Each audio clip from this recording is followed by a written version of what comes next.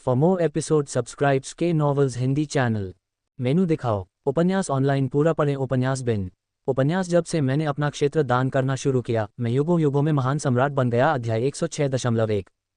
गुणप्रिय पाठकों, अधिक अध्यायों के अनुवाद में हमारी टीम की सहायता के लिए यहाँ दान करें। URL। जब से मैंने अपना क्षेत्र दान करना शुरू किया, मैं युगों युगों में महान सम्राट बन गया। C 106.1। पब फ्यूचर द्वारा विज्ञापन। अध्याय 106.1। परम आनंद का भोज एक विशाल महल में आयोजित किया गया था। लीलिनफू की व्यवस्था के तहत ये जगह वैभव के दृश्य में तब्दील हो गई थी। विभिन्न रेशमी और बढ़िया कपड़े ऊपर से शुभ बादलों की तरह लटक रहे थे। रोशनी शानदार ढंग से चमक रही थी, जिससे क्षेत्र दिन की तरह चमक रहा था। महल के बीचों बीच एक बहुत बड़ा तालाब बनाया गया था, लेकिन उसमें पानी नहीं भरा गया था, बल्कि उसमें साफ शराब थी। शराब की खुशबू हवा में फैलती थी, जिससे लोगों को हल्का नशा महसूस होता था और ऐसा लगता था जैसे वे किसी दिव्यलोक में तैर रहे हों। स्वादिष्ट भोजन और बढ़िया मदिरा प्रचुर मात्रा में उपलब्ध थी और पूल के चारों ओर व्यवस्थित रूप से रखी गई थी ताकि हर कोई खुलकर इसका आनंद ले सके। इसके अलावा लीलिनफू ने कई प्रदर्शनों की व्यवस्था की, जिसमें दरबारी संगीत, नृत्य, भ्रम और अग्नि शो शामिल थे। मनोरंजन निरंतर चलता रहा, जिससे मेहमानों को एक पल भी बोरियत महसूस नहीं हुई। उस शाम सभी लोग अपने बेहतरीन परिधानों में अपने परिवार के साथ पहुंचे। हवा गिलासों की खनक और जीवंत बातचीत से भरी हुई थी। अचानक एक तीखी आवाज गूंजी, महाराज आ गए हैं। सभी के सिर घूम गए और भीड़ ने एक स्वर में नारा लगाया, हम आपका अभिवादन करते हैं, सम्राट अमर रहें। लिन बेईफान अपनी पत्नी का हाथ पकड़कर धीरे धीरे आगे बढ़ा। नपुंसक लियू से शराब का प्याला लेते हुए उन्होंने विद्वानों और योद्धाओं की सभा को ऊंची आवाज में संबोधित किया, आज रात परम आनंद का भोज है, जहां संप्रभु और प्रजा के बीच कोई भेद नहीं है। सभी को भरपूर आनंद लेने दें। मैं आप सभी को टोस्ट करता हूं, सभी को समृद्ध नव वर्ष और सभी प्रयासों में सफलता की शुभकामनाएं देता हूं। धन्यवाद महाराज। सबने एक ही घूंट में अपना अपना गिलास खाली कर दिया। लिन बेईफान ने शराब का एक और प्याला लिया और ऊंची आवाज में घोषणा की, मैं एक बार फिर सभी के लिए टोस्ट करता हूं, आपके परिवारों में सद्भाव और हर कदम पर सफलता की कामना करता हूं। धन्यवाद महाराज। सभी ने एक बार फिर शराब पी। यह अंतिम कप। लिन बेईफान ने भावुक होकर कहा, महान जिया को सभी राष्ट्र श्रद्धांजलि देने आए, यह अनंत काल तक समृद्ध हो। महान जिया को सभी राष्ट्र श्रद्धांजलि देने आए, ये हमेशा के लिए समृद्ध हो। सभी ने शराब का तीसरा प्याला पी लिया। ठीक है, शराब के 3 प्याले पी लेने के बाद संगीत चालू रखें और नृत्य जारी रखें। लिन बेईफान ने अपना हाथ हिलाया, कृपया आराम महसूस करें, मेरी बात पर ध्यान न दें। जैसी आपकी इच्छा महाराज, भीड़ ने जवाब दिया। इसके बाद लिन बेईफान ने कंसोर्ट्स का हाथ पकड़ा और ऊंचे शाही सिंहासन पर बैठ गए। इसके बाद उन्होंने अधिकारियों के साथ मिलकर प्रदर्शन का आनंद लिया। पब फ्यूचर द्वारा विज्ञापन। ये देखकर कि लिन बेईफान ने उनकी बात पर कोई ध्यान नहीं दिया, अधिकारी धीरे धीरे निश्चिंत हो गए। वाइन्सवोर्ड इम्मोर्टल और ओयुएजी के बीच शराब पीने की प्रतियोगिता हुई। 2 वृद्ध व्यक्तियों, ग्रैंड जनरल और प्रधानमंत्री, ने भी पीने में प्रतिस्पर्धा की। एक ने कटोरे का प्रयोग किया और दूसरे ने कप का। कई पूर्व सम्राटों ने एक साथ गीत और नृत्य देखा, तालियां बजाईं और जयकारे लगाए। खाली हाथ मास्टर पूरे आयोजन स्थल पर घूमता रहा, खेल खेल में सबका सामान चुराता और फिर वापस लौटा देता। अन्य अधिकारी सहजता से बैठे थे। चारों ओर शांति और समृद्धि का माहौल था, गीत और नृत्य का माहौल था। महाराज, ये लैनलिंग की बेहतरीन शराब है, कृपया अपने खाली समय में इसका आनंद लें। लिन बेईफान ने बढ़िया वाइन ली और खुद को जोर से सुनाने से रोक नहीं पाए। लानलिंग की बढ़िया वाइन ट्यूलिप की तरह सुगंधित एम्बर की चमक के साथ जेड कटोरे में परोसी गई। अगर मेजबान ही मेहमानों को मदहोश कर सकता है, तो कौन परवाह करता है कि किसी की मातृभूमि कहाँ है। बहुत बढ़िया। उसके आसपास की भीड़ ने अनुमोदन में जयकार की। लिन बेईफान ने मुस्कुराते हुए पूछा, इसमें इतनी अच्छी बात क्या है। लीलिनफू ने तुरंत प्रशंसा की, लैनलिंग की बढ़िया शराब ट्यूलिप की तरह सुगंधित एम्बर की चमक के साथ जेड कटोरे में परोसा गया। महामहिम, आपने सिर्फ एक साधारण दोहे के साथ लैनलिंग वाइन की शानदार सुंदरता को ऐसे जीवंत कर दिया है जैसे कि वह पृष्ठ से उछल रही हो। कविता की गहन महारत के बिना कोई ऐसी कविता नहीं बना सकता। केवल आप महामहिम ऐसी कविता सहज रूप से बना सकते हैं, जो अमर कवियों को भी पीछे छोड़ देती है। मंत्री ली बिल्कुल सच बोलते हैं। हेशेन ने ली लिनफू से संकेत लिया और प्रशंसा जारी रखी। अंतिम 2 पंक्तियां, यदि केवल मेजबान ही मेहमानों को नशे में डाल सकता है, तो कौन परवाह करता है कि किसी की मातृभूमि कहाँ है। मूल रूप से बिछड़ने के दुख की सूक्ष्म भावना से भरी हुई है, लेकिन महामहिम के प्रस्तुतिकरण के बाद ये दुख की भावना कम हो जाती है, जिससे व्यक्ति बढ़िया शराब में डूबा रहता है, खुद को निकालने में असमर्थ हो जाता है। किन्हुई ने तीसरी छड़ी संभाली। ये कविता भावना और दृश्य दोनों को एक साथ मिलाती है, जिसमें महामहिम के आतिथ्य को व्यक्त करते हुए भव्य भोज का चित्रण किया गया है। महामहिम, आपकी प्रतिभा अमर लोगों की तरह है। सिर्फ एक शब्द से आप भरपूर गर्मी के बीच में लाते हैं। लिन बेईफान ये सुनकर बहुत खुश हुआ और जोर से हंसने लगा। ठीक है, बहुत हो गई चापलूसी, मैं अपने माप से अच्छी तरह वाकिफ हूँ। चाहे आप मेरी कितनी भी तारीफ करें, मैं इसे दिल पर नहीं लूंगा। भ्रष्ट अधिकारियों और विश्वासघाती दरबारियों का समूह चिंतित हो गया। महाराज, हम अपने दिल से बोल रहे हैं, हमें आपको धोखा देने की हिम्मत कैसे हुई? लिन बेईफान अपना सिर हिलाने से खुद को रोक नहीं सका। चापलूस और भ्रष्ट अधिकारियों का ये समूह चापलूसी करने में बहुत माहिर है। हर दिन या तो चापलूसी करने में या चापलूसी करने की राह पर बीतता है। यहाँ तक कि जब वह शौचालय जा रहा होता है तो वे पास में ही बैठ जाते हैं और टॉयलेट पेपर देने के लिए तैयार रहते हैं। लिन बेईफान ने हाथ हिलाकर कहा, ठीक है, तुम्हें मेरे इर्द गिर्द मंडराने की जरूरत नहीं है, मैं अपने प्रिय के साथ कुछ समय अकेले बिताना चाहता हूँ। हाँ महाराज। भीड़ एक के बाद एक तितर बितर हो गई। फिर भी वे लिन बेईफान की ओर नजरें गड़ाने से खुद को रोक नहीं सके। पब फ्यूचर द्वारा विज्ञापन। जब भी लिन बेईफान को किसी चीज की जरूरत होती, वे तुरंत मदद के लिए आगे आते। उस समय चायुक्सिन लिन बेईफान के पास आकर बैठ गई। उसके चेहरे पर परेशानी के भाव थे और वह बोल रही थी, परम आनंद के इस भव्य भोज की मेजबानी के लिए तुमने लोगों की मेहनत से कमाई गई इतनी सारी संपत्ति बर्बाद कर दी है।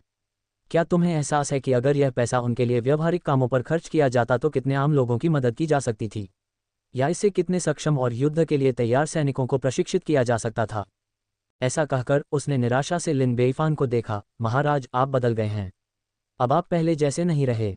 कोई आश्चर्य नहीं कि लोग आपको मूर्ख सम्राट कहते हैं। लिन बेईफान ने भावशून्य होकर शराब पी ली। 50,000 टेल चांदी, क्या ये पर्याप्त है? क्या आप थोड़ा और दे सकते हैं? चायुक्सिन ने उत्सुकता से विनती की, आप जानते हैं, महिला सैनिकों की इस टुकड़ी की लड़ाकू प्रभावशीलता बढ़ाने के लिए मैंने अनगिनत औषधीय सामग्री खर्च की है और पैसा लंबे समय से इस्तेमाल किया गया है। लिन बेईफान ने घोषणा की, और 50,000 टाइल, एक टाइल भी ज्यादा नहीं। चायुक्सिन का चेहरा मुस्कुराहट से चमक उठा। महामहिम, आपकी महान दयालुता के लिए धन्यवाद। अब मैं बदल गई हूं या नहीं? लिन बेईफान ने पूछा। तुम नहीं बदले, तुम अब भी वही लड़के हो जो पानी की तरह पैसा बहाता है, जरा भी अलग नहीं। लिन बेईफान, पैसा मिल गया, मैं यहां से निकल रहा हूं। चायुक्सिन ने पलक झपकाए और बिना कोई निशान छोड़े गायब हो गई। उसी समय दरवाजे के बाहर से एक तीखी आवाज आई, राष्ट्र के जनरल अनलुशान आपके महामहिम को सम्मान देने के लिए दरबार में लौट आए हैं। सारा संगीत और नृत्य अचानक रुक गया और हर कोई प्रवेश द्वार की ओर देखने से खुद को रोक नहीं सका। तभी उन्होंने देखा कि एक मोटा व्यक्ति भयंकर चाल ढाल के साथ अपना सिर ऊंचा उठाए अंदर आ रहा है। कई महीनों की अनुपस्थिति के बाद सभी ने देखा कि अनलुशान बहुत बदल गया था। सबसे पहले उसका आकार काफी बढ़ गया था, वह बहुत मोटा हो गया था। मूलतः उसका वजन लगभग 300 पाउंड था, परंतु अब उसका वजन कम से कम 400 पाउंड हो गया था, जो एक छोटे विशालकाय जीव जैसा दिखता था। इसके अलावा उसकी आभा और भी तीव्र हो गई थी। वह एक भयंकर और प्रभावशाली उपस्थिति के साथ चलता था, एक जबरदस्त जानलेवा हवा छोड़ता था जिससे दूसरों के लिए उसकी आंखों में देखना मुश्किल हो जाता था। अपने आसपास के सभी लोगों को नजरअंदाज करते हुए वह लिन बेईफान के पास गया, एक घुटने पर बैठा, अपने हाथ आपस में जोड़े और जोर से चिल्लाया, मैं एनलुशान, आपका विनम्र सेनापति, आपके महामहिम को अपना सम्मान अर्पित करता हूँ। सम्राट अमर रहें। लिन बेईफान ने थोड़ा मुस्कुराते हुए कहा, जनरल एन, कृपया उठें। आपको उत्तरी सीमाओं की रक्षा करनी थी, आपको राजधानी में वापस क्यों लाया गया? एनलुशान ने चिंतित होकर कहा, कई महीनों से आपको न देख पाने के कारण मुझे आपकी बहुत याद आ रही है, यहाँ तक कि रातों की नींद भी नहीं उड़ रही है। नए साल के उल्लासपूर्ण त्योहार के दौरान मैं आपकी याद में वापस आकर उन्हें श्रद्धांजलि देने से खुद को रोक नहीं पाया। मैं आपसे क्षमा मांगता हूँ। पब फ्यूचर द्वारा विज्ञापन। लिन बेईफान ने दिल खोलकर हंसते हुए कहा, तुम्हारे दिल में मैं हूँ और तुम्हारी वफादारी सराहनीय है। तुमने दरबार में लौटने के सैन्य आदेशों की अवहेलना की है, लेकिन इसमें क्या अपराध है? उत्तर में हालात कैसे हैं? क्या सैनिकों की भर्ती सुचारू रूप से चल रही है? महामहिम को रिपोर्ट करते हुए, उत्तरी सीमा अब बहुत स्थिर है। ग्रेट यूज सैन्य बल अपर्याप्त हैं, इसलिए वे हमें परेशान करने की हिम्मत नहीं करते। हमारी उत्तरी रक्षा सेना का सामना करते हुए वे एक अच्छी दूरी तक पीछे हट गए। यही वजह है कि मैंने आपको अपना सम्मान देने के लिए वापस लौटने की हिम्मत की। इसके अतिरिक्त उत्तरी रक्षा सेना के लिए भर्ती बहुत सुचारू रूप से चल रही है। अगले 2 महीनों में मैं निश्चित रूप से आपके लिए अच्छी तरह से लड़ने में सक्षम एक शक्तिशाली सेना को प्रशिक्षित करने में सक्षम हो जाऊंगा। लिन बेईफान का चेहरा खुशी से चमक उठा, बहुत बढ़िया। जनरल एन ने दरबार की बहुत अच्छी सेवा की है। इनाम के तौर पर शराब लाओ। कोई व्यक्ति बढ़िया शराब का एक जार लेकर आया और आनलुशान ने बड़ी हिम्मत दिखाते हुए उसे एक ही बार में पी लिया। महाराज, मैं इतनी जल्दी में लौटा कि मैंने कोई उपहार तैयार नहीं किया, जो मेरी एक चूक थी। क्यों न मैं माहौल को खुशनुमा बनाने के लिए हूँ लोगों का नृत्य प्रस्तुत करूं। लिन बेईफान ने ऊंची आवाज में कहा, मान लिया। जनरल एन, चूंकि आपके पास इतने परिष्कृत स्वाद हैं, तो मैं आपके लिए ड्रम क्यों नहीं बजाता? महाराज, क्या आप इस विनम्र जनरल को कष्ट नहीं दे रहे हैं? मंत्री जी बहुत चिंता करते हैं। आज परम आनंद का भोज है जहां पद और पदानुक्रम कोई मायने नहीं रखते। ढोल लाओ। और इसलिए आनलुशान ने विदेशी नृत्य किया जबकि लिन बेईफान ने ड्रम बजाया। एक नुकीली घुमावदार तलवार थामे एनलुशान ने लयबद्ध तरीके से अपने गोल पेट को थपथपाया जबकि उसका शरीर लय के साथ कंपन कर रहा था। लिन बेईफान ने दोनों हाथों से ड्रम बजाया, वह भी समान रूप से निपुणता से। पहली बार जब दोनों ने एक साथ काम किया तो आश्चर्यजनक रूप से उन्होंने पूर्ण सामंजस्य के साथ काम किया। बहुत बढ़िया, सबने तालियां बजाकर इसका स्वागत किया। लिन बेईफान उत्साह में डूबकर सिंहासन से नीचे कूद पड़े और ढोल बजाते हुए एनलुशान के साथ नृत्य करने लगे। दोनों एक दूसरे के करीब आए फिर अलग हो गए। निकटतम बिंदु पर एनलुशान की घुमावदार कृपाण लिन बेईफान से 1 फुट से भी कम दूरी पर थी। रक्षाहीन लिन बेईफान को देखकर एनलुशान की आंखें उसे अपने ब्लेड से काटने के विचार से तेज हो गईं, क्योंकि वह जानता था कि इस तरह के कृत्य से राजवंश में परिवर्तन हो सकता है। लेकिन उसने जल्दी ही अपने दिल में हत्या की मंशा छुपा ली। अभी सही समय नहीं आया था। यदि लिन बेईफान को अब मार दिया गया तो वह बाहर नहीं निकल पाएगा और शाही विजय की कोई बात नहीं होगी। बस थोड़ा इंतजार करें, ये जल्द ही हो जाएगा। नृत्य शीघ्र ही समाप्त हो गया और दर्शकों ने एक बार फिर तालियां बजाईं तथा उत्साहवर्धन किया। तारांकन तारांकन तारांकन ड्रंगोंग 105 द्वारा प्रायोजित अध्याय 6/16 हम वर्तमान में भर्ती कर रहे हैं।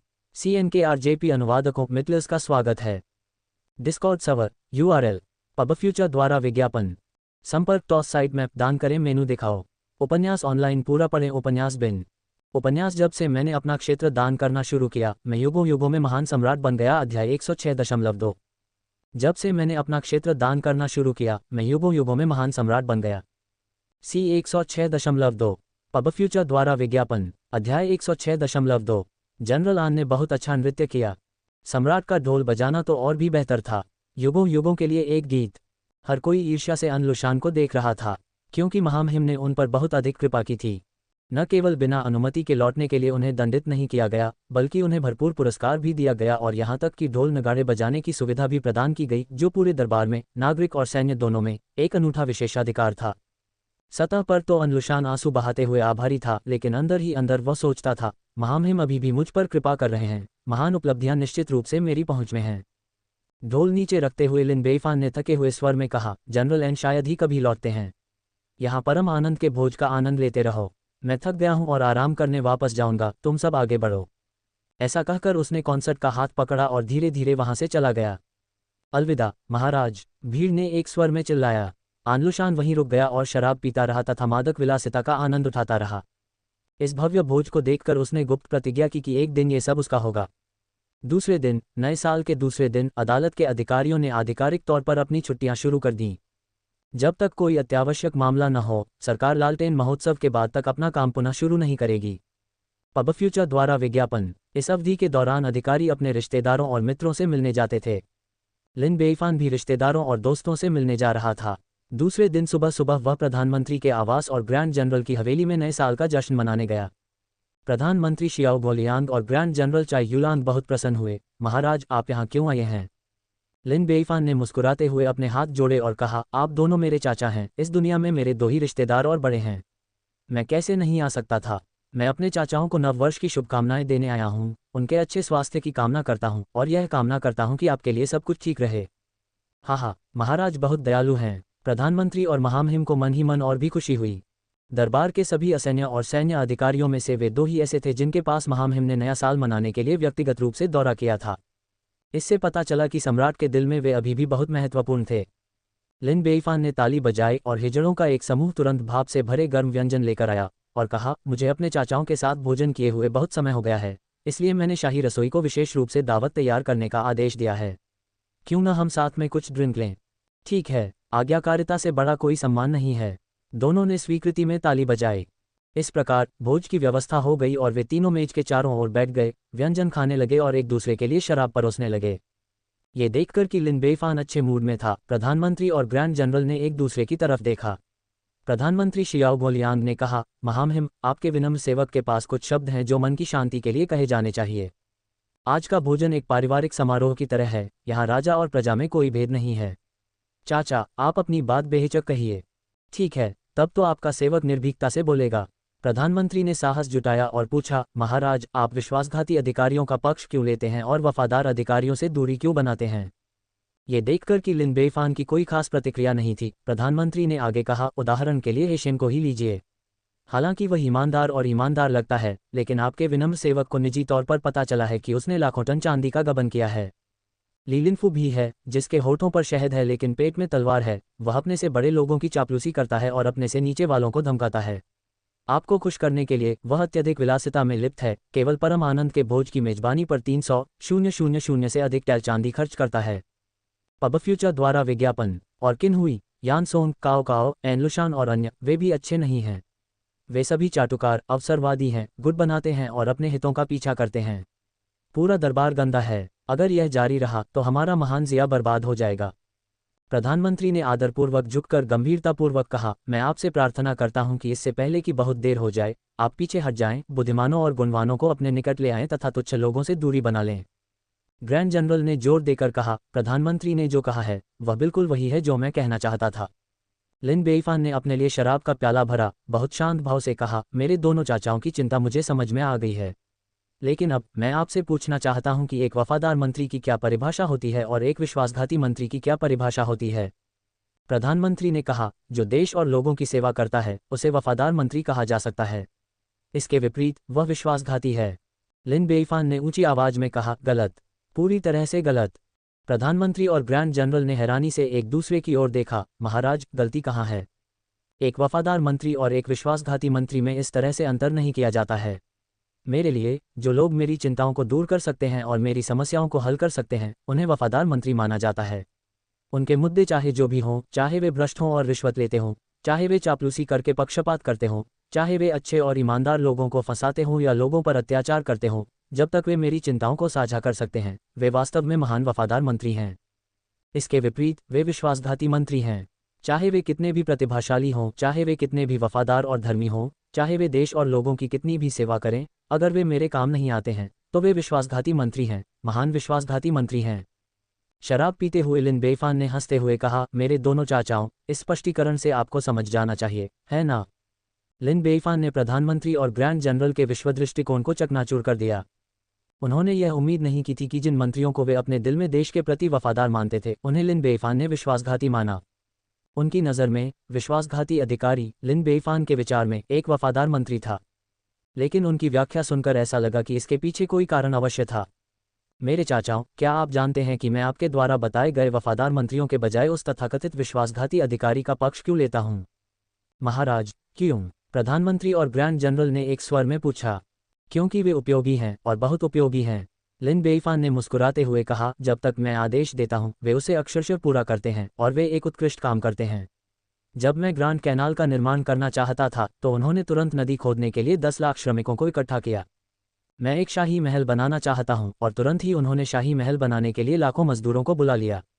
मैं युद्ध करना चाहता हूं और जहां भी मैं इशारा करता हूं वे लड़ने लगते हैं। मैं जिससे भी लड़ने के लिए कहता हूं वे बिना किसी शिकायत के लड़ते हैं। लिन बेइफान ने अपने हाथ फैलाए और पूछा, क्या आप जिन वफादार अधिकारियों की बात कर रहे हैं वे इन बातों से सहमत होंगे? क्या वे मेरा विरोध नहीं करेंगे? मुझे मूर्ख सम्राट न कहना ही काफ़ी बड़ी बात होगी। प्रधानमंत्री की आवाज़ कमज़ोर पड़ गई। वे विरोध करते हैं क्योंकि वे ग्रेट ज़िया के लिए सबसे अच्छा चाहते हैं। लिन बेइफान ने जोर से कहा, अगर वे वास्तव में ग्रेट ज़िया के लिए सबसे अच्छा चाहते हैं तो उन्हें विरोध नहीं करना चाहिए बल्कि बस पालन करना चाहिए। देखो कि मेरे सिंहासन पर चढ़ने के बाद से क्या हुआ है, मैंने क्या गलत किया है। यह मैं ही हूँ जिसने ग्रेट ज़िया के क्षेत्र को लगभग दोगुना बढ़ाया है। यह मैं ही हूँ जिसने लाखों आम लोगों के जीवन को बेहतर बनाया है। यह मैं ही हूँ जिसने ग्रेट ज़िया को इतना दुर्जय बना दिया है कि कोई भी हमारा दुश्मन बनने की हिम्मत नहीं करता।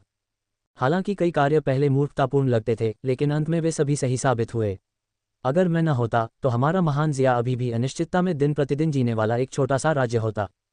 लिन बेइफान ने मेज पर दस्तक दी। उसके शब्द शक्तिशाली ढंग से गूंज रहे थे जब उसने पूछा, मेरे दोनों चाचाओं, अगर मैंने आपकी सलाह का पालन किया होता और आप जिन वफादार, अच्छे और बुद्धिमान अधिकारियों की बात कर रहे हैं उन्हें नियुक्त किया होता, तो क्या हमारा महान ज़िया आज भी समृद्धि का आनंद ले पाता? प्रधानमंत्री और ग्रैंड जनरल दोनों ने कहा, शायद ऐसा नहीं है। उनकी आवाज़ धीमी पड़ गई। लिन बेइफान ने अपना सिर हिलाया, बिल्कुल नहीं, क्योंकि उनकी सोच बहुत रूढ़िवादी है। वे मुझे सिर्फ रोकेंगे। अगर ऐसा है तो सिर्फ मुझे सिरदर्द देने के लिए उन्हें अपने आसपास रखने का क्या फ़ायदा है? ग्रैंड जनरल ने चिंतित होकर कहा, लेकिन महाराज, जिन लोगों का आप समर्थन करते हैं वे सभी भ्रष्ट अधिकारी और चाटुकार हैं। वे सरकार को भ्रष्ट कर देंगे। आप बहुत कठोर हो रहे हैं। हर किसी में खामियां होती हैं, चाहे वे भ्रष्ट अधिकारी हों या वफादार और गुणी मंत्री, वे प्रसिद्धि, लाभ या शक्ति से प्रेरित होते हैं। कौन कह सकता है कि कौन अधिक महान है? लिन बेइफान ने घृणा से कहा, जब तक उनका योगदान उनके भ्रष्टाचार से अधिक है, मैं उनकी गलतियों को बर्दाश्त कर सकता हूं। उदाहरण के लिए हेशियन को ही लीजिए। आप कहते हैं कि उसने लाखों टन चांदी का गबन किया, लेकिन उसने लाखों आम लोगों को गरीबी से बाहर निकालकर अमीर बनने में मदद की है। मुझे बताइए, उसका योगदान ज्यादा है या किसी आम भ्रष्ट अधिकारी का? आप क्या सोचते हैं, क्या आम लोगों को उनकी जरूरत है या उन्हें वफादार अधिकारियों की ज्यादा जरूरत है? तारांकन तारांकन तारांकन ड्रंगोंग के 105 द्वारा प्रायोजित अध्याय 7/16 हम वर्तमान में भर्ती कर रहे हैं। CNKRJP अनुवादकों मित्लर्स का स्वागत है। डिस्कॉर्ड सर्वर URL पबफ्यूचर द्वारा विज्ञापन संपर्क टॉस साइट मैप दान करें। मेनू दिखाओ। उपन्यास ऑनलाइन पूरा पढ़ें। उपन्यास बिन उपन्यास जब से मैंने अपना क्षेत्र दान करना शुरू किया, मैं युगों युगों में महान सम्राट बन गया। अध्याय 107.1 जब से मैंने अपना क्षेत्र दान करना शुरू किया, मैं युगों युगों में महान सम्राट बन गया। C 107.1 पबफ्यूचर द्वारा विज्ञापन अध्याय 107.1 ग्रैंड जनरल और प्रधानमंत्री एक दूसरे को देखते हुए चुप हो गए। अब तुम्हें पता चला कि मैंने तुम्हें तुम्हारे सरकारी पदों से क्यों मुक्त किया? लिन बेइफान ने शराब पीते हुए कहा, ऐसा इसलिए है क्योंकि तुम दोनों बहुत वफादार हो। तुम्हारे इरादे अच्छे हैं, लेकिन वे मेरे विचारों का खंडन करते हैं। आप में से एक तो कोर्ट का ग्रैंड जनरल है और दूसरा वर्तमान प्रधानमंत्री है।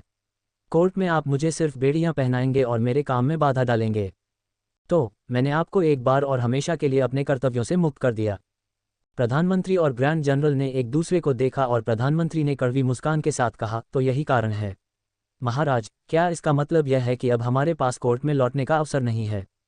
नहीं, अभी भी एक मौका है। लिन बेइफान ने हंसते हुए कहा, मैंने आपको आपके पद से मुक्त किया है ताकि आप ठीक से देख सकें कि मैं अपने तरीकों से ग्रेट ज़िया को कैसे विकसित और मजबूत करूंगा।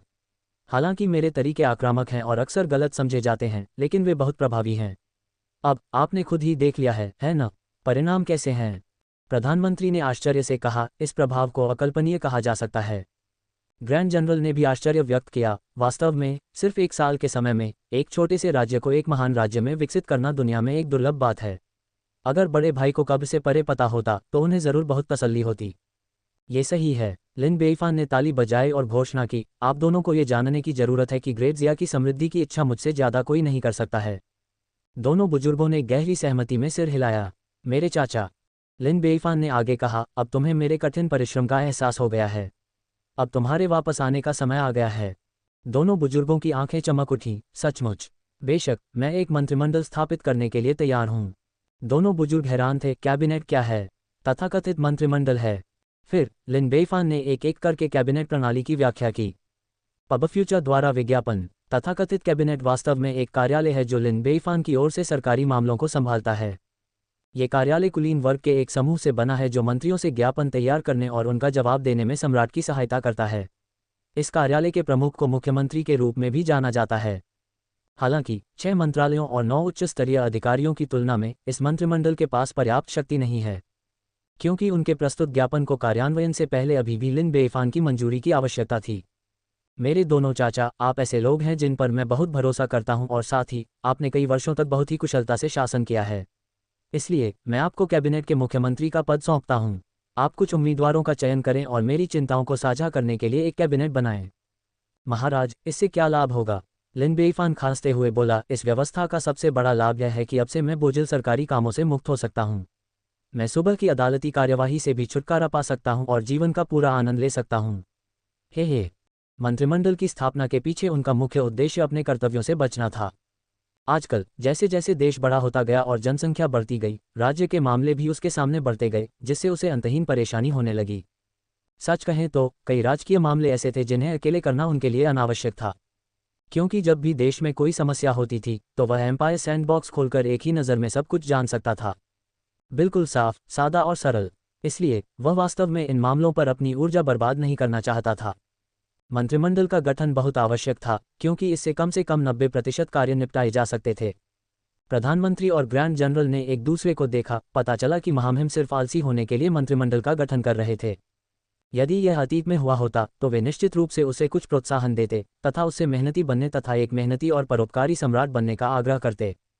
हालांकि पिछले 1 साल में लिन बेइफान ने कई अपरंपरागत और दूसरों की नज़र में मूर्खतापूर्ण निर्णय लिए हैं, लेकिन अंत में वे सभी उल्लेखनीय रूप से प्रभावी साबित हुए, जिससे देश अधिक समृद्धि की ओर अग्रसर हुआ। इसलिए अपनी सीमित अंतर्दृष्टि के कारण सम्राट के महत्वपूर्ण मामलों में बाधा डालने से बचने के लिए उन्होंने उसका विरोध करने से परहेज किया। इसके अलावा वे अब दरबार में वापस लौटने के लिए बहुत उत्सुक थे। मंत्रिमंडल के मुख्यमंत्री बनना और सम्राट के सलाहकार के रूप में सेवा करने के लिए राष्ट्र के प्रमुख मामलों में सीधे भाग लेना उनके लिए एक अच्छा परिणाम माना जाता था। दोनों वरिष्ठों ने एक स्वर में कहा, महाराज निश्चिंत रहें, हम निश्चित रूप से मंत्रिमंडल बनाने के लिए उपयुक्त उम्मीदवार ढूंढ लेंगे और महाराज की चिंताओं को दूर कर देंगे। लिन बेईफान बहुत खुश हुआ। अच्छा, चलो पीना जारी रखें। पारिवारिक भोज से सभी लोग बहुत प्रसन्नता का अनुभव करते हुए विदा हुए। पब फ्यूचर द्वारा विज्ञापन। 1 साल की छुट्टी लेने के बाद ग्रैंड जनरल और प्रधानमंत्री अब उत्सुकता से भरे हुए थे, क्योंकि उन्हें आधिकारिक पद पर वापस लौटने का अवसर मिला था। बिना आराम किए वे व्यस्त हो गए और कैबिनेट बनाने के लिए उम्मीदवारों की तलाश शुरू कर दी। खबर धीरे धीरे फैल गई। क्या आपने सुना है, महामहिम मंत्रिमंडल स्थापित करने की तैयारी कर रहे हैं। कैबिनेट क्या है? कैबिनेट एक ऐसी संस्था है जो राज्य के मामलों को संभालने में महामहिम की सहायता करती है। सीधे शब्दों में कहें तो अब से कैबिनेट अधिकांश स्मारकों की समीक्षा करेगी और महामहिम को बस अंतिम मंजूरी देनी होगी। मैंने सुना है कि मंत्रिमंडल बनने के बाद सुबह की अदालत की बैठकें रद्द कर दी जाएंगी। अब से सोमवार या अन्य महत्वपूर्ण दिनों को छोड़कर सिविल और सैन्य अधिकारियों को सुबह की अदालत में उपस्थित होने की आवश्यकता नहीं होगी। क्या इस मूर्ख सम्राट का दिमाग खराब हो गया है? देश में अभी सुधार होना शुरू ही हुआ है और वह पहले से ही सुस्ती के बारे में सोच रहा है। सुबह सुबह कोई अदालती सत्र नहीं होता और यहाँ तक कि स्मारकों की भी कैबिनेट द्वारा समीक्षा नहीं की जाती। सम्राट के रूप में हमें उसकी क्या जरूरत है? उसे खाना पकाने दो, महान जिया जल्द या बाद में उसके हाथों नष्ट हो जाएगा। वसंतोत्सव की छुट्टियां जल्दी ही बीत गईं। हर कोई काम पर लौटने लगा। खेती के लिए खेतों को साफ करना, खनन और घर बनाना, शाही महल का निर्माण करना, बुनाई और कपड़ा बनाना। न्यायालय ने एक बार फिर तेज गति से काम करना शुरू कर दिया। इस समय मंत्रिमंडल का गठन पहले ही हो चुका था, जिसने लिन बेईफान की चिंताओं को कम करने में सहायता करना शुरू कर दिया था, जिससे वह बोझिल राज्य मामलों से पीछे हट सके और वास्तव में जीवन का आनंद ले सके। राजस्व मंत्रालय के मंत्री हेशेन ने अन्य देशों से जहाज निर्माण विशेषज्ञों की भर्ती के लिए एक निरीक्षण दल के गठन का आदेश दिया। इसी समय सीमेंट सड़कों का निर्माण शुरू करने के लिए हजारों श्रमिकों को संगठित किया गया। राजधानी शहर से शुरू करके विभिन्न अन्य शहरों को जोड़ने के लिए सड़कें बनाई गईं। संस्कार मंत्रालय के उपमंत्री ली लिनफू भी राष्ट्र के लिए प्रतिभाओं का चयन करने हेतु शाही परीक्षा के आयोजन में व्यस्त थे। इस समय ग्रेट जिया अब वह छोटा राज्य नहीं रह गया था जो कभी था।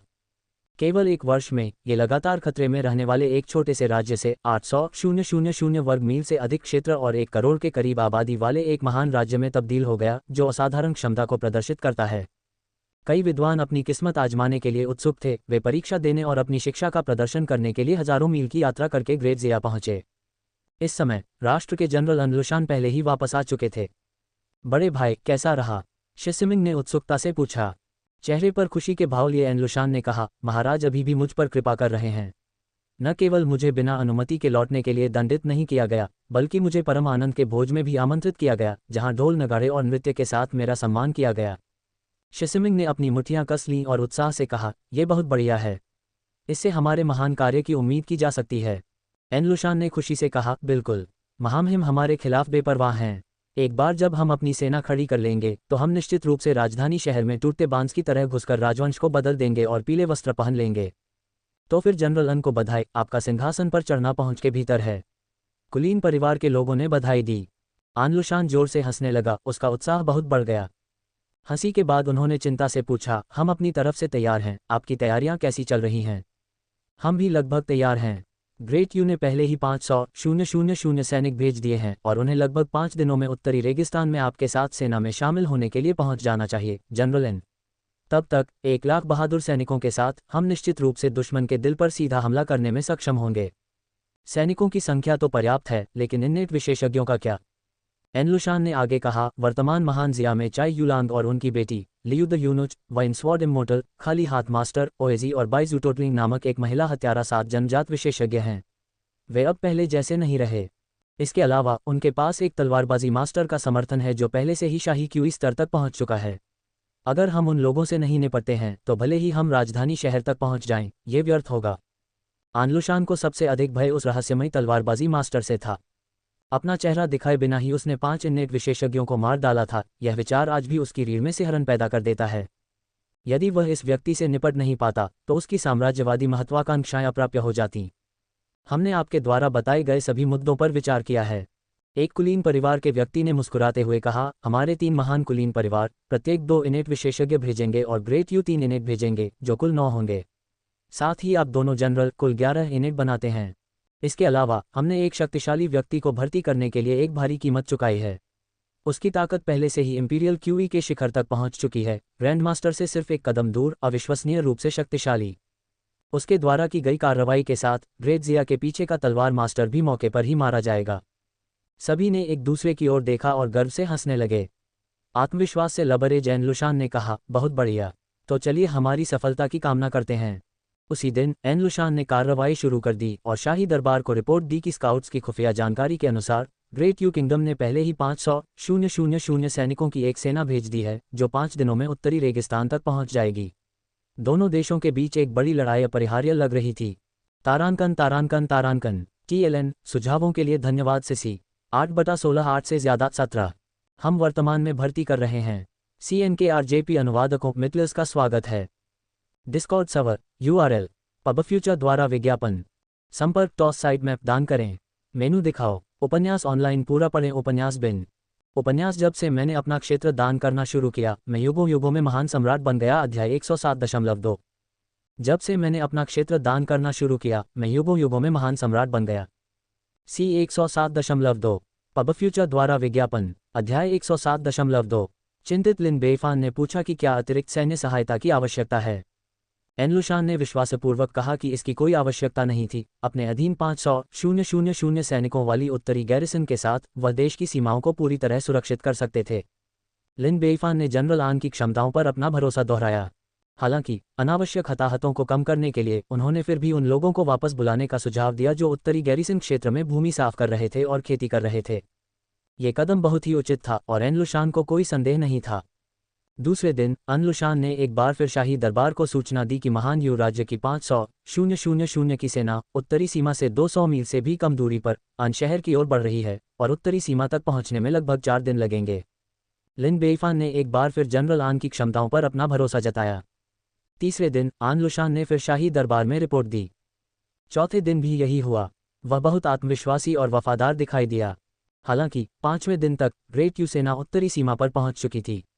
दोनों देशों के बीच एक बड़ी लड़ाई आसन थी और सीमा पर बहुत तनाव था। लेकिन एन लुशान ने अब कोई संदेश वापस नहीं भेजा। इस समय एन लुशान ने अपने सामने शक्तिशाली ग्रेट यू सेना को देखा, फिर भी उसने अपना घोड़ा घुमाया और अपने ही सैनिकों पर चिल्लाया, एक मूर्ख सम्राट शासन करता है, लोग जीवित नहीं रह सकते। दुष्ट दरबारी आपदा लाते हैं, जीवित लोग दुख में डूबे रहते हैं। अब मेरे साथी सैनिकों, मेरे पीछे आओ, क्योंकि हम महान कार्यों को प्राप्त करने और इस क्षण राजवंश को बदलने के लिए ग्रेट जिया राजधानी शहर में तूफान मचाते हैं। ये सैनिक उसके निजी सैनिक थे जिन्हें उसने ही पाला था। वे सम्राट के बजाय सेनापति के प्रति वफादारी की शपथ लेते थे। आन लुशान के शब्द सुनकर हालांकि वे कुछ हद तक भ्रमित थे, फिर भी उन्होंने अपने हथियार घुमा लिए। इस समय शिसिमिंग ने अपनी लंबी तलवार खींची और दहाड़ते हुए कहा, तुम किस बात से हिचकिचा रहे हो? अगर हम ग्रेट जिया की राजधानी पर हमला करते हैं और राजवंश को बदल देते हैं, तो तुम्हें ड्रैगन गेट पर छलांग लगाने, पदोन्नति और सम्मान प्राप्त करने और मार्क्विस और मंत्रियों के रूप में नियुक्त होने का मौका मिलेगा।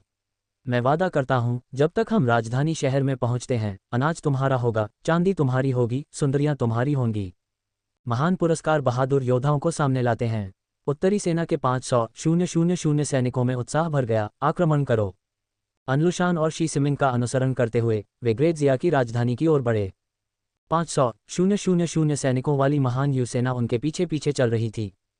पबफ्यूचर द्वारा विज्ञापन यह मामला शाही दरबार को तुरंत पता चल गया, जिसने समाधान पर चर्चा के लिए तत्काल एक आपातकालीन बैठक बुलाई। महामहिम जनरल एन लुशान और शिसिमिंग ने देश के साथ विश्वासघात किया है और ग्रेट यू सेना को हमारे क्षेत्र में ले आए हैं। संयुक्त रूप से दोनों सेनाओं की कुल संख्या 1 मिलियन सैनिक है और वे लगभग 5 दिनों में हमारे शहर के द्वार पर होंगे।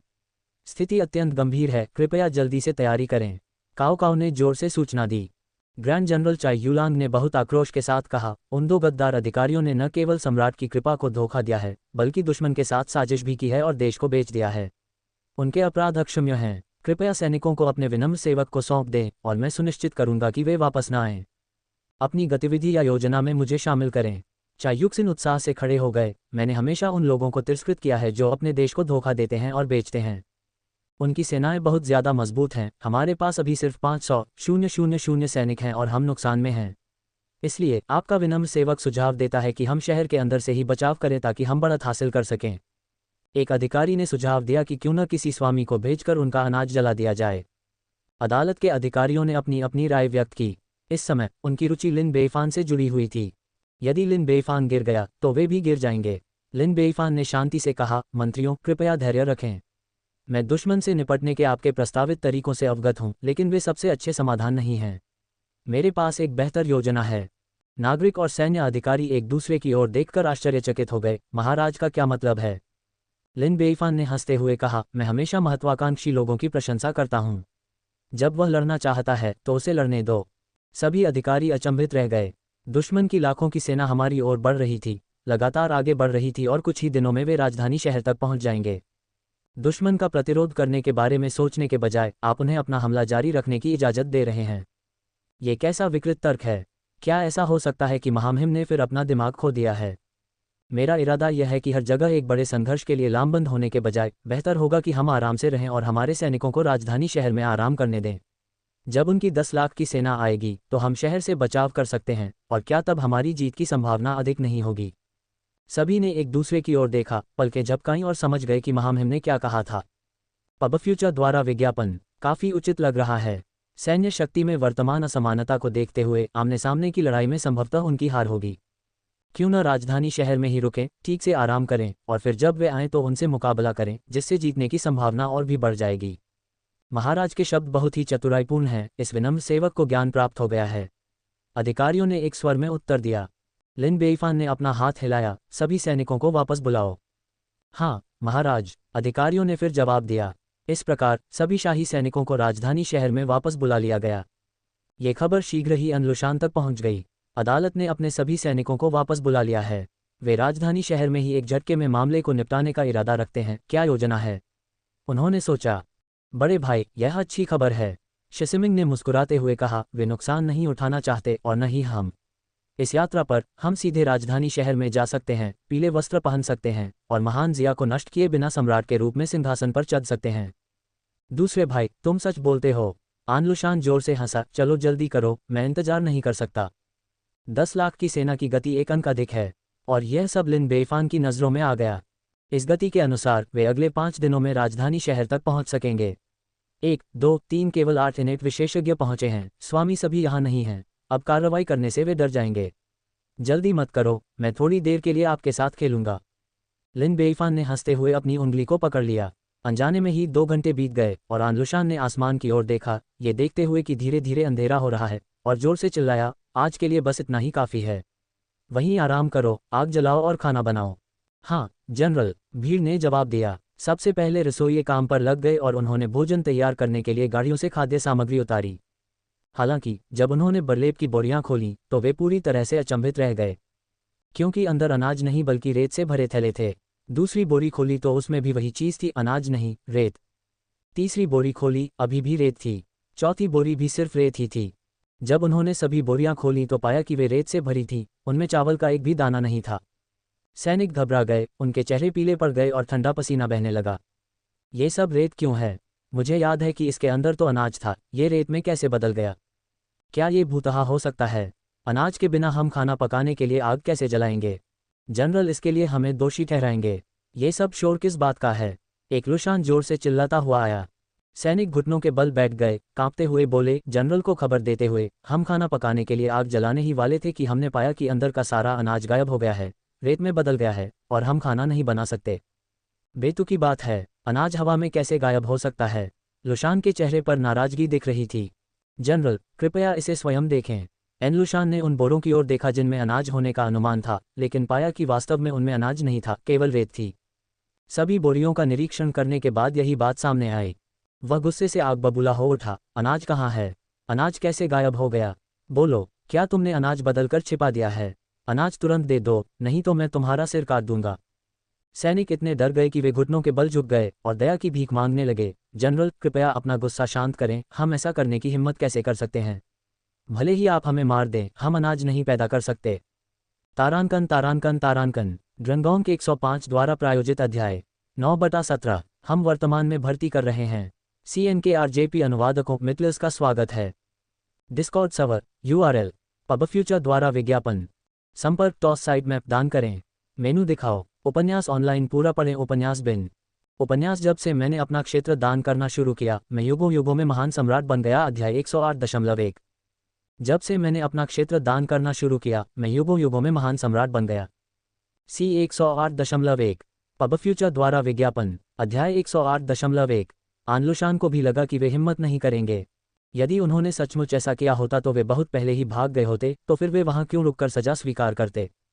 इसके अलावा वे तो साधारण सैनिकों का एक समूह थे, उनमें ऐसा करने की क्षमता कैसे हो सकती थी।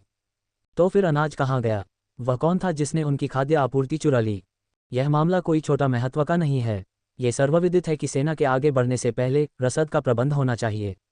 500,000 की सेना के चलते उन्हें भोजन उपलब्ध कराना सबसे महत्वपूर्ण है, और खाद्य आपूर्ति की सुरक्षा और भी महत्वपूर्ण है। थोड़ी सी भी लापरवाही की कोई गुंजाइश नहीं है। इसलिए रसद के इस जत्थे की सुरक्षा के लिए उन्होंने मुख्य बल को इसे ले जाने के लिए भेज दिया। फिर भी जो भोजन 500,000 की सेना को दिया जाना था, वह उनकी नाक के नीचे से चुरा लिया गया, जबकि उनकी सुरक्षा कड़ी थी और किसी को पता भी नहीं चला। ऐसी अथाह रणनीति ने आनलुशान को सदमे और भय से भर दिया। जनरल, आपके विनम्र सेवक को कुछ कहना है, लेकिन मुझे नहीं पता कि मुझे कहना चाहिए या नहीं। अपनी बात कहो, आनलुशान ने अधीरता से कहा। हाँ जनरल, तो मैं निर्भीकता से बोलूंगा। अग्रणी सैनिक ने भय से कांपते हुए कहा। जनरल, क्या ऐसा हो सकता है कि हमारे विद्रोह ने स्वर्ग की इच्छा का उल्लंघन किया है और इस प्रकार ऊपर की आत्माओं को नाराज कर दिया है, जिससे हमारी खाद्य आपूर्ति गायब हो गई है? चुप रहो, ये बकवास है, एनलुशान ने चिल्लाते हुए कहा। हम न्याय की सेना हैं। हमारा विद्रोह स्वर्ग की इच्छा को लागू करने, मूर्ख सम्राट को दंडित करने, विश्वासघाती अधिकारियों को मारने और दुनिया में न्याय और व्यवस्था बहाल करने के लिए है। इसलिए आपको न तो डरना चाहिए और न ही अफवाहें और बेकार की बातें फैलानी चाहिए। अगर आप में से कोई भी इस तरह के झूठे शब्द फैलाता रहा तो मैं तुम्हारा सिर काट दूंगा। जनरल, आपके सेवक की हिम्मत नहीं है। सैनिकों ने सिर झुकाया। आग जलाना जारी रखो, मैं महान यू सेना से अनाज उधार लेने जाऊंगा। आनलुशान महान यू सेना के पास पहुंचा तो उसने पाया कि महान यू सेना का कमांडर जनरल लियू दाओचांग उसकी ओर आ रहा था। लुशान के चेहरे पर एक गर्मजोशी और दोस्ताना मुस्कान उभरी। जनरल लियू, आपकी टाइमिंग एकदम सही है। मैं कुछ मामलों पर चर्चा करने के लिए बस आपसे मिलने ही वाला था। क्या संयोग है, मुझे भी जनरल एन से एक अनुरोध करना है। लियू दाओचांग ने भी उतने ही उत्साह से जवाब दिया। पब फ्यूचर द्वारा विज्ञापन। कैसे एक स्पिन आपके भविष्य को पुनः परिभाषित कर सकता है? कैसे एक स्पिन आपके भविष्य को पुनः परिभाषित कर सकता है? YOLO 247.co। लुशान की अभिव्यक्ति गंभीर हो गई। कृपया बोलें जनरल लियू।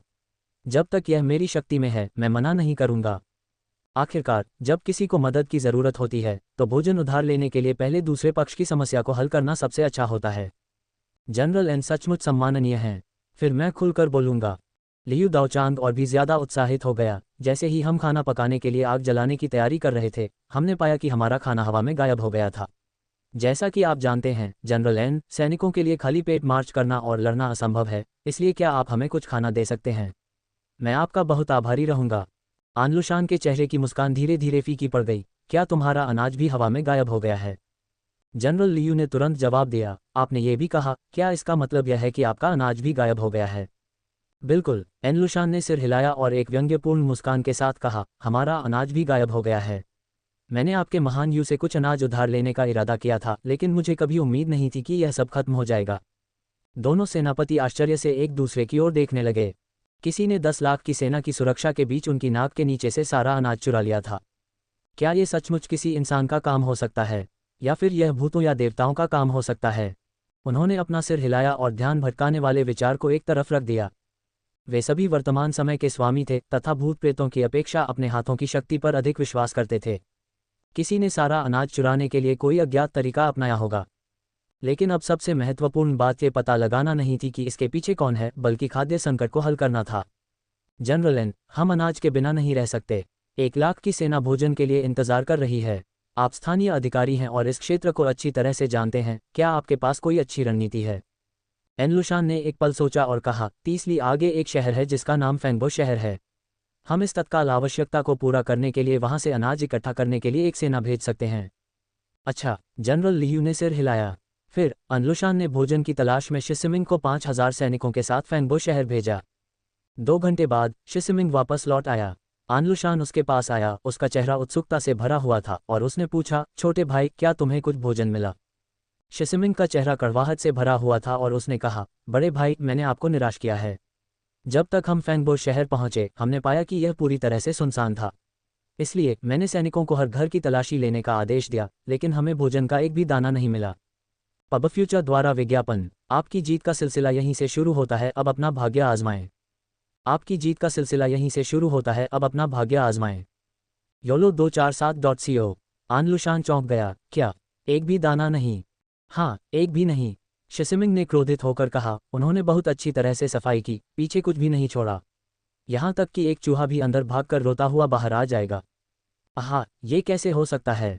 अनलुशान ने घोर निराशा में अपनी आंखें बंद कर लीं। तभी ग्रेट यू के जनरल लियू दौड़ते हुए आए। मैंने सुना है कि जनरल शिसिमिंग वापस आ गए हैं।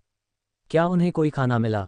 शिसिमिंग ने एक बार फिर स्थिति समझाई और जनरल लियू को भी बहुत निराशा हुई।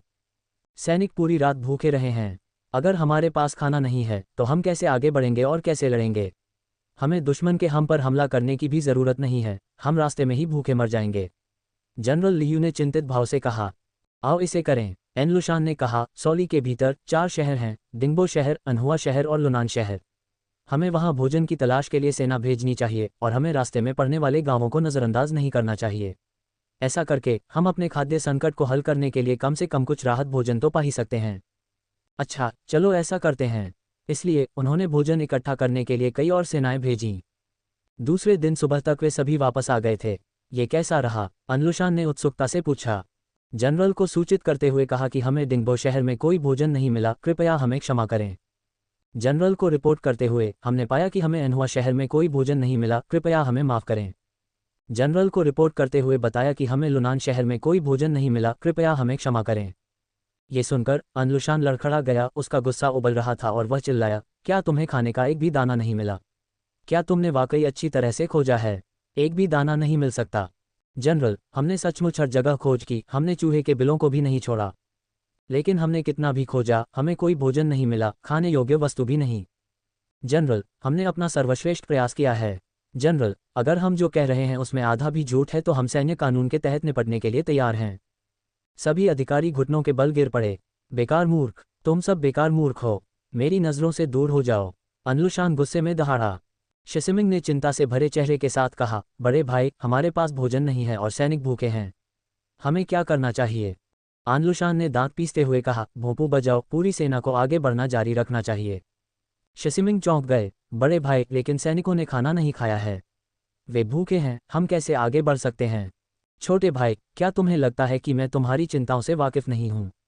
लेकिन हमारे पास आगे बढ़ने के अलावा कोई विकल्प नहीं है। एनलुशान ने कड़वी मुस्कान दी। सौली तक कोई भोजन नहीं मिलता, यहाँ रहना निश्चित मौत है। अगर हम पीछे हटते हैं तो शाही दरबार निश्चित रूप से हमें नीचे गिराने का अवसर पालेगा। इसलिए हम केवल आगे बढ़ सकते हैं। हम राजधानी शहर के जितना करीब पहुंचेंगे, हमें भोजन मिलने की उतनी ही अधिक संभावना होगी। बड़े भाई की बातें बहुत समझदारी भरी हैं, मैं तुरंत व्यवस्था कर दूंगा। इसके बाद उन दोनों ने ग्रेट यू के जनरलों के साथ मिलकर चर्चा की और सर्वसम्मति से आगे बढ़ने पर सहमति व्यक्त की। अतः लाखों की सेना एक बार फिर रवाना हुई। हालांकि सभी लोग दिन भर से भूखे थे, कमज़ोर और सुस्त महसूस कर रहे थे, उनकी गति काफ़ी धीमी हो गई थी।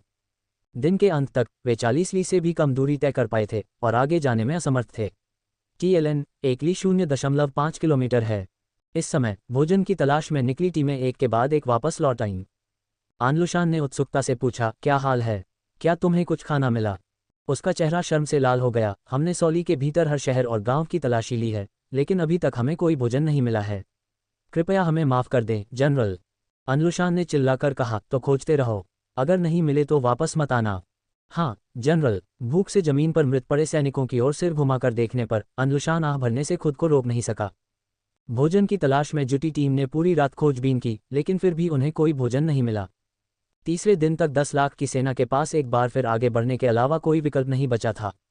2 दिन तक बिना भोजन के रहने के कारण उनकी गति और भी धीमी हो गई थी। वे आधे दिन में 5 ली से अधिक दूरी तय नहीं कर सकते थे। और तभी मानो दुर्भाग्य ने साथ दे दिया हो, आसमान से हल्की बारिश होने लगी। ये वसंत ऋतु थी, हल्की धुंध वाली बारिश हो रही थी जो फसलों के लिए लाभदायक थी। लेकिन 10 लाख सैनिकों वाली उस सेना के लिए जो 2 दिनों से भूखी थी और अब मार्च पर थी, ये सचमुच मौत की सजा थी। तारांकन तारांकन तारांकन ड्रंगोंग के 105 द्वारा प्रायोजित अध्याय 10/17 हम वर्तमान में भर्ती कर रहे हैं। CNKRJP अनुवादकों मितलस का स्वागत है। Discord server URL pub future द्वारा विज्ञापन। आपकी जीत का सिलसिला यहीं से शुरू होता है, अब अपना भाग्य आजमाएं। आपकी जीत का सिलसिला यहीं से शुरू होता है, अब अपना भाग्य आजमाएं। YOLO247.co संपर्क टॉस साइट मैप दान करें। मेनू दिखाओ। उपन्यास ऑनलाइन पूरा पढ़ें। उपन्यास बिन उपन्यास जब से मैंने अपना क्षेत्र दान करना शुरू किया, मैं युगों युगों में महान सम्राट बन गया। अध्याय 108.2। जब से मैंने अपना क्षेत्र दान करना शुरू किया, मैं युगों युगों में महान सम्राट बन गया। C 108.2 पब फ्यूचर द्वारा विज्ञापन। अध्याय 108.2। अब वे थके हुए और भूखे थे तथा बारिश होने के कारण उनके शरीर बहुत ठंडे हो गए थे और परिणामस्वरूप कई लोग बीमार पड़ गए तथा एक के बाद एक बेहोश हो गए। जो लोग बीमार नहीं पड़े थे वे भी बेकाबू होकर कांप रहे थे, उनके चेहरे ठंड से पीले पड़ गए थे। जनरल, हम आगे नहीं जा सकते, हमें थोड़ी देर आराम करना चाहिए। इतनी भारी बारिश से एक व्यक्ति की मौत भी हो सकती है। मुझे बहुत ठंड और भूख लगी है, मैं सचमुच आगे नहीं जा सकता। मुझे तो शायद सर्दी लग गई है। एन लुशान ने भी ये देखा और जोर से चिल्लाया, सैनिकों को रोको। अभी बारिश हो रही है और मौसम ठंडा है, जो मार्च करने के लिए अनुकूल नहीं है। सभी को एक दिन आराम करना चाहिए और हम कल अपनी यात्रा जारी रखेंगे। इसलिए वे निकटतम शहर में बस गए। एक दिन आराम करने के बाद बारिश तो रुक गई, लेकिन और भी अधिक लोग बीमार पड़ गए। 10 लाख सैनिकों वाली सेना में से लगभग 2 लाख लोग सर्दी जुकाम से पीड़ित थे। हर 10 में से 2 व्यक्ति बीमार पड़ गए हैं, और जिन लोगों को ये बीमारी नहीं हुई है उनकी स्थिति भी बहुत गंभीर है। बड़े भाई, अब हम क्या करें? शिसिमिंग ने गंभीर भाव से पूछा। मुझे कैसे पता? अनलुशान गुस्से में दहाड़ा। उन्होंने जल्दबाजी में विद्रोह शुरू कर दिया था, ये सोचकर कि वे कुछ ही दिनों में राजवंश को बदल सकते हैं। उन्हें इतनी विस्तृत योजना की आवश्यकता कैसे पड़ी? खाद्य आपूर्ति के लुप्त होने से उन्हें घातक झटका लगा। अब जब लाखों सैनिक सर्दी जुकाम से पीड़ित हैं तो उन पर एक और आघात लगा है। इतनी कमजोर सेना के साथ शाही सेनाओं को हमला करने की कोई आवश्यकता नहीं है, वे स्वयं ही समाप्त हो जाएंगे। मैंने किसका अपमान किया कि मुझे ये सब सहना पड़ा? एन लुशान चिल्लाया, तुम यहाँ क्यों खड़े हो? जल्दी करो और लोगों को औषधीय जड़ी बूटियां ढूंढने भेजो ताकि वे दवाएं बना सकें और अपनी बीमारियां ठीक कर सकें। और खाना ढूंढने को प्राथमिकता दो। पब फ्यूचर द्वारा विज्ञापन। हाँ जनरल। इस प्रकार चौथे दिन 10 लाख की सेना ने वहीं विश्राम किया और आगे नहीं बढ़ी। बाद में भोजन की तलाश में टीम एक बार फिर लौटी। उन्हें न केवल भोजन मिला बल्कि कोई औषधीय जड़ी बूटी भी नहीं मिली। पूरी सेना में निराशा की भावना फैल गई और हर कोई घबरा गया। मैं अभी भी जवान हूँ, मैं मरना नहीं चाहता। ऐसा इसलिए होगा क्योंकि हमने कुछ ऐसा किया है जिससे स्वर्ग और मानवता दोनों क्रोधित हो गए हैं, इसीलिए स्वर्ग हमें दंड दे रहा है। आप सही कह रहे हैं, यह एक ऐसी लड़ाई है जो कभी नहीं लड़ी जानी चाहिए थी। मैं वापस जाना चाहता हूँ, मैं अपनी मौत की ओर नहीं जाना चाहता। चलो भागते हैं, अगर हम लड़ते रहे तो हम सब मर जाएंगे। लुशान शहर के द्वार पर खड़ा था, भागते हुए दर्जनों सैनिकों को काट रहा था और चिल्ला रहा था, कौन भाग रहा है? कौन झूठी बातें फैला रहा है? तुम सब अपनी अपनी जगह पर वापस चले जाओ। अगर तुम मेरी सलाह नहीं मानोगे तो मैं तुम्हें खुद मौत के घाट उतार दूंगा। इसके साथ ही उसने अस्थायी रूप से पूरी सेना को दबा दिया। 5वें दिन तक सेना को भूख और ठंड से जूझना पड़ा और भी अधिक लोग बीमार पड़ने लगे। संख्या 300,000 तक पहुंच गई। पूरे शहर में खांसी की आवाजें गूंजने लगीं। इस समय लोग बीमारी से मरने लगे थे। इस दृश्य को देखकर एन लुशान को बहुत दुख हुआ। उसकी विशाल सेना पूरी तरह से बर्बाद हो गई। इतनी बड़ी सेना, 10 लाख तो दूर, 10 लाख भी शाही दरबार के 500,000 विशिष्ट सैनिकों को पराजित करने में सक्षम नहीं थी। अब उसे सबसे अधिक भय शाही सेना के अचानक हमले का था। उसकी लाखों की सेना में प्रतिरोध करने की शक्ति नहीं होगी। क्या ऐसा हो सकता है कि उसका महान उपक्रम ऐसे ही समाप्त हो जाएगा? क्या राजधानी तक पहुंचे बिना, उस मूर्ख सम्राट का बाल भी बांका किए बिना उसका अंत हो जाएगा? अनलुशान इस वास्तविकता को स्वीकार नहीं कर सका। नहीं, मैं अभी तक नहीं हारा हूं। मैं अनलुशान कैसे हार सकता हूं? पब फ्यूचर द्वारा विज्ञापन। लुशान की आंखें पागलपन से भरी थीं। भले ही मुझे इस पूरी 10 लाख की सेना को उनकी कब्रों में भेजना पड़े, मुझे उस सर्वोच्च शाही सिंहासन पर बैठना होगा और यह चखना होगा कि सम्राट होना कैसा होता है। तुरंत उसने आदेश जारी किया, भोंपू बजाओ, हम तुरंत प्रस्थान करेंगे। शीसिमिंग ने हिचकिचाते हुए कहा, लेकिन बड़े भाई सैनिक।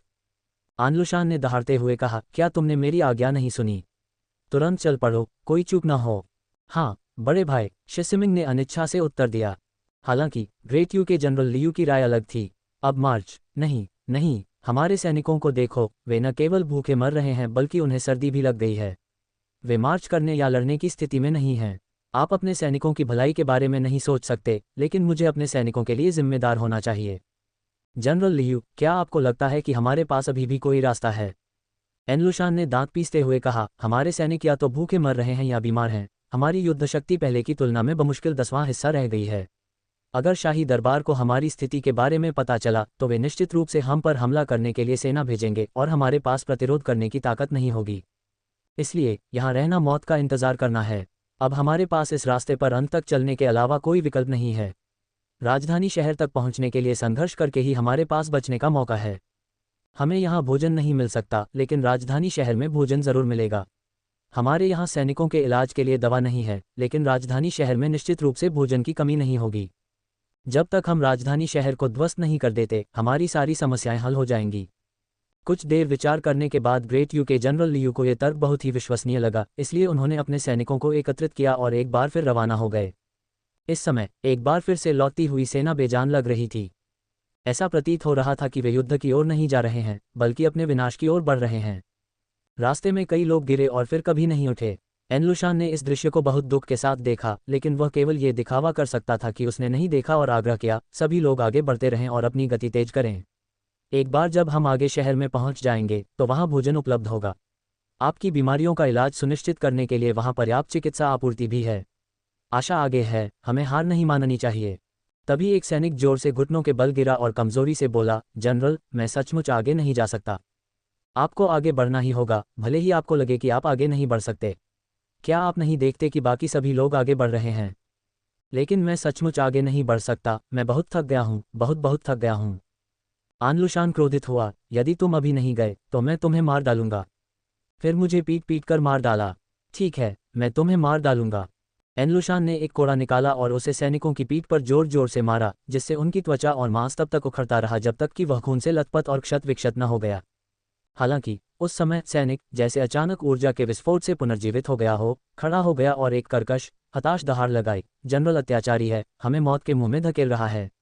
भागो, हमें भागना चाहिए या हम सब मर जाएंगे। दौड़ना, मैं अब यहाँ नहीं रहना चाहता, मुझे घर जाना है। सभी लोग शोरगुल मचाते हुए चारों ओर भाग गए। तूफान की तरह उग्र, लुशान चिल्लाया, कौन भागने की हिम्मत करता है? उन सभी को पकड़ लो। अगर वे विरोध करते हैं तो उन सभी को मार डालो। इस प्रकार अनलुशान ने भगोड़ों पर खूनी नरसंहार किया। हजारों लोगों की हत्या करने के बाद वह अंततः बाकी लोगों को डराने में सफल रहा तथा अपनी स्थिति स्थिर करने में सफल रहा। हालांकि सैनिक अब अनलुशान को सम्मान की नज़र से नहीं देखते थे। इसके बजाय उनके चेहरे गुस्से और शिकायतों से भरे हुए थे। वे गुस्सा तो करते थे लेकिन बोल नहीं पाते थे। लेकिन एनलुशान को अब इसकी कोई परवाह नहीं थी। जब से वह विद्रोह के रास्ते पर चला था तब से वह केवल कटु अंत तक ही उसका अनुसरण कर सका। चाहे दूसरे लोग उसे दोषी ठहराएं या उससे नफरत करें, यह अब उसके पत्थर दिल को हिला नहीं सकता। जब तक वह अपनी महान महत्वाकांक्षाओं को प्राप्त कर सकता था तब तक कोई भी बलिदान इसके लायक था। मार्च जारी रखो। जो भी सेना का मनोबल डिगमगाएगा, जो भी भगोड़ा बनेगा, ये जनरल उसे बिना किसी दया के मौत के घाट उतार देगा। इस प्रकार सेना ने अपना अभियान जारी रखा। इस प्रकार 3 दिनों के बाद लाखों सैनिकों वाली सेना 200,000 सैनिकों को खोने की भारी कीमत चुकाते हुए अंततः राजधानी शहर में पहुंच गई। दूर स्थित राजधानी शहर को देखते हुए अनलुशान ने राहत की सांस ली, हम अंततः पहुंच गए। शाही महल के अंदर सैनिकों ने जल्दी से सूचना दी, महाराज को रिपोर्ट करो, विद्रोही आनलुशान और शिसिमिंग, गद्दार और विद्रोही, अपनी सेना को राजधानी शहर में ले आए हैं। वे अभी शहर से सिर्फ 30 ली दूर हैं। लिन बेईफान हल्की मुस्कान के साथ उठ खड़ा हुआ, चूंकि वे आ चुके हैं तो चलिए जनरल एन से मिलने चलते हैं। पिछली बार मिले हुए कई दिन हो गए हैं और मुझे उनकी बहुत याद आती है। तारानकन तारानकन तारानकन ड्रंगोंग के 105 द्वारा प्रायोजित अध्याय 11/17 हम वर्तमान में भर्ती कर रहे हैं। CNKRJP अनुवादकों मिटलर्स का स्वागत है। डिस्कॉर्ड सर्वर URL पबफ्यूचर द्वारा विज्ञापन संपर्क टॉस साइट मैप दान करें मेनू दिखाओ। उपन्यास ऑनलाइन पूरा पढ़ें। उपन्यास बिन उपन्यास जब से मैंने अपना क्षेत्र दान करना शुरू किया मैं युगों युगों में महान सम्राट बन गया। अध्याय 109.1 जब से मैंने अपना क्षेत्र दान करना शुरू किया मैं युगों युगों में महान सम्राट बन गया। C109.1 पबफ्यूचर द्वारा विज्ञापन अध्याय 109.1 लिन बेईफान नागरिक और सैन्य अधिकारियों का नेतृत्व करते हुए राजधानी शहर की दीवारों तक पहुंचे। शहर की प्राचीर से नीचे देखने पर आनलुशान और शिसिमिंग के नेतृत्व में विद्रोही सेनाएं महान यू सेना के साथ एक विशाल और शक्तिशाली भीड़ के रूप में शहर के द्वार की ओर आती हुई दिखाई दे रही थीं, जो जंगल की तरह घनी थी। लोगों का एक समुद्र था। अपने पूर्व साथियों को देखते हुए जिन्होंने अब सम्राट की कृपा के प्रति कोई कृतज्ञता नहीं दिखाई और विद्रोह करने का साहस किया, चाय युक्सिन अब खुद को रोक नहीं सका और गुस्से से दहाड़ने के लिए खड़ा हो गया। आनलुशान, शिसिमिंग, तुम दोनों गद्दार अधिकारी, अपने दिलों की जांच करो। महामहिम ने कब कभी तुम्हारे साथ अन्याय किया है? तुम सेनापति बन पाए, लाखों सैनिकों की कमान संभाल पाए, क्या यह महामहिम के समर्थन की बदौलत नहीं था? क्या तुम महामहिम का बदला इसी तरह चुकाते हो? क्या आपके विवेक को कुत्तों ने खा लिया है, या क्या आपने कभी नहीं जाना कि शर्म क्या होती है? अन्य नागरिक और सैन्य अधिकारी भी डांट फटकार में शामिल हो गए। जनरल चाई बहुत बढ़िया बोलते हैं। ये दो विवेकहीन जानवर हैं। कहावत है, शासक का इनाम पाओ, शासक की चिंताएं उठाओ। भेड़ियों के दिल और कुत्तों के फेफड़े वाले ये दोनों सम्राट की कृपा और विश्वास पाकर भी कृतज्ञता नहीं दिखाते और विद्रोह का नेतृत्व करते हैं। वे जानवरों से भी बदतर हैं। जब तुम कुत्ते को हड्डी खिलाओगे तो वह भी दुम हिलाकर दयनीय ढंग से भीख मांगेगा, लेकिन तुम दोनों विश्वासघाती अधिकारी अपने मालिक को ही खा जाने की सोच रहे हो। सचमुच बिना किसी शिष्टाचार, शर्म या नैतिक निष्ठा के ऐसे चोर बदमाशों को तो फांसी दे देनी चाहिए। यदि मैं तुम्हें मार न भी सकूं तो भी मैं तुम्हें मृत्यु का श्राप दे दूंगा और तुम्हारी बदनामी 1000 वर्षों तक बनी रहेगी। आनलुशान को सीने में दर्द महसूस हुआ क्योंकि उसे श्राप दिया गया था। चाहे उन्होंने इसे कैसे भी समझाने की कोशिश की हो, एक विद्रोह का नेतृत्व करने वाले व्यक्ति के रूप में यह एक ऐसा दाग था जिसे वे कभी नहीं धो सकते थे। चुप रहो, तुम्हें क्या पता, एनलुशान ने गुस्से से चिल्लाते हुए कहा। जिस सम्राट की तुम रक्षा कर रहे हो वह एक सर्वमान्य मूर्ख सम्राट है। वह व्यभिचार में लिप्त है, अत्यधिक विलासिता में रहता है और अपने आनंद के लिए वह भव्य निर्माण परियोजनाओं की शुरुआत करता है और भव्य दावतें देता है। वह महत्वाकांक्षी है और स्वार्थ में अंधा हो चुका है तथा अपनी महत्वाकांक्षाओं की पूर्ति के लिए अथक युद्ध लड़ रहा है। इन सभी कार्रवाइयों के कारण जनता में काफी समय से आक्रोश पनप रहा है। इसलिए मैं मूर्ख सम्राट को दंड देने, विश्वासघाती अधिकारियों को मारने, अधर्मियों के विरुद्ध प्रहार करने, लोगों को एक स्पष्ट और न्यायपूर्ण दुनिया लौटाने तथा सभी आम लोगों के लिए एक शांतिपूर्ण और समृद्ध युग लाने के लिए स्वर्ग की ओर से कार्य कर रहा हूँ। भले ही हजारों लोग मेरी ओर इशारा करें, मैं फिर भी आगे बढ़ूंगा। जितना अधिक वह बोलता गया उतना ही अधिक वह भावविभोर होता गया और इस प्रक्रिया में वह स्वयं को सम्मोहित करता गया। चाई युक्सिन गुस्से में थी। बकवास, तुम साफ झूठ बोल रहे हो और सही और गलत को उलट पुलट कर रहे हो। मैं तभी लिन बेईफान खांसते हुए बोला, बस बहस बंद करो, ये झगड़े बेमतलब हैं, मुझे कुछ शब्द कहने दो। हाँ महाराज। चाई युक्सिन अनिच्छा से पीछे हट गया। पब फ्यूचर द्वारा विज्ञापन। लिन बेईफान खड़ा हुआ और पूरा कमरा शांत हो गया। यहाँ तक कि दो विद्रोही नेता आनलुशान और शिसिमिंग भी गंभीर हो गए, ये देखने के लिए कि लिन बेईफान क्या ज्ञान प्रदान करेंगे। लिन बेईफान की निगाह तेजी से विद्रोही बलों पर पड़ी और उसने कहा, जनरल एन, क्या आप मेरे सैन्य वेतन और प्रावधानों का गबन कर रहे हैं? अधिकारी दंग रह गए तथा आनलुशान और शिसिमिंग दोनों भी आश्चर्यचकित रह गए। इस महत्वपूर्ण क्षण में जब दोनों सेना युद्ध में लगी हुई थी तब महाराज ने ऐसा अप्रासंगिक प्रश्न क्यों पूछा? अरे मूर्ख सम्राट, तुम क्या कह रहे हो? आनलुशान जोर से चिल्लाया। जनरल आन, क्या आप स्वयं नहीं देख सकते? लिन बेईफान ने मुस्कुराते हुए अपने सैनिकों की ओर इशारा करते हुए कहा, अपने आदमियों को देखो, वे सभी इतने पीले और दुर्बल कैसे दिख रहे हैं, जैसे कि वे मौत के मुंह में जा रहे हों। मैं वास्तव में इसे समझ नहीं पा रहा हूँ। मैं जो सैन्य वेतन देता हूँ वह कम नहीं है और मैंने पर्याप्त भोजन दिया है, तो आपके सैनिक शरणार्थियों से भी बदतर क्यों दिखते हैं? नागरिक और सैन्य अधिकारियों ने ध्यानपूर्वक देखा और वे तुरंत चौंक गए, क्योंकि आनलुशान द्वारा लाए गए सभी सैनिक पतले दुबले थे, उनके शरीर कमजोर और दुर्बल थे। इनमें से कई ऐसे भी थे जिनके चेहरे भूतों की तरह सफ़ेद हो गए थे। वे स्थिर होकर खड़े होने में असमर्थ थे, अपने हथियारों से अपने शरीर को बड़ी मुश्किल से सहारा दे रहे थे। वे इतने कमजोर दिख रहे थे मानो हवा का एक झोंका उन्हें उड़ा देगा। क्या ये सच हो सकता है, जैसा कि महामहिम ने कहा था, कि सैनिकों के वेतन और राशन का आनलुशान द्वारा गबन किया गया था, जिसके कारण उनकी वर्तमान स्थिति बनी? शोषण इतना चरम पर था कि जमींदार भी रोने लगे। जनरल एन, क्या आपको सच में लगता है कि आप इन बीमार सैनिकों के साथ मेरे शासन को उखाड़ फेंक सकते हैं? आप सपना देख रहे होंगे। लिन बेईफान जोर से हंसा।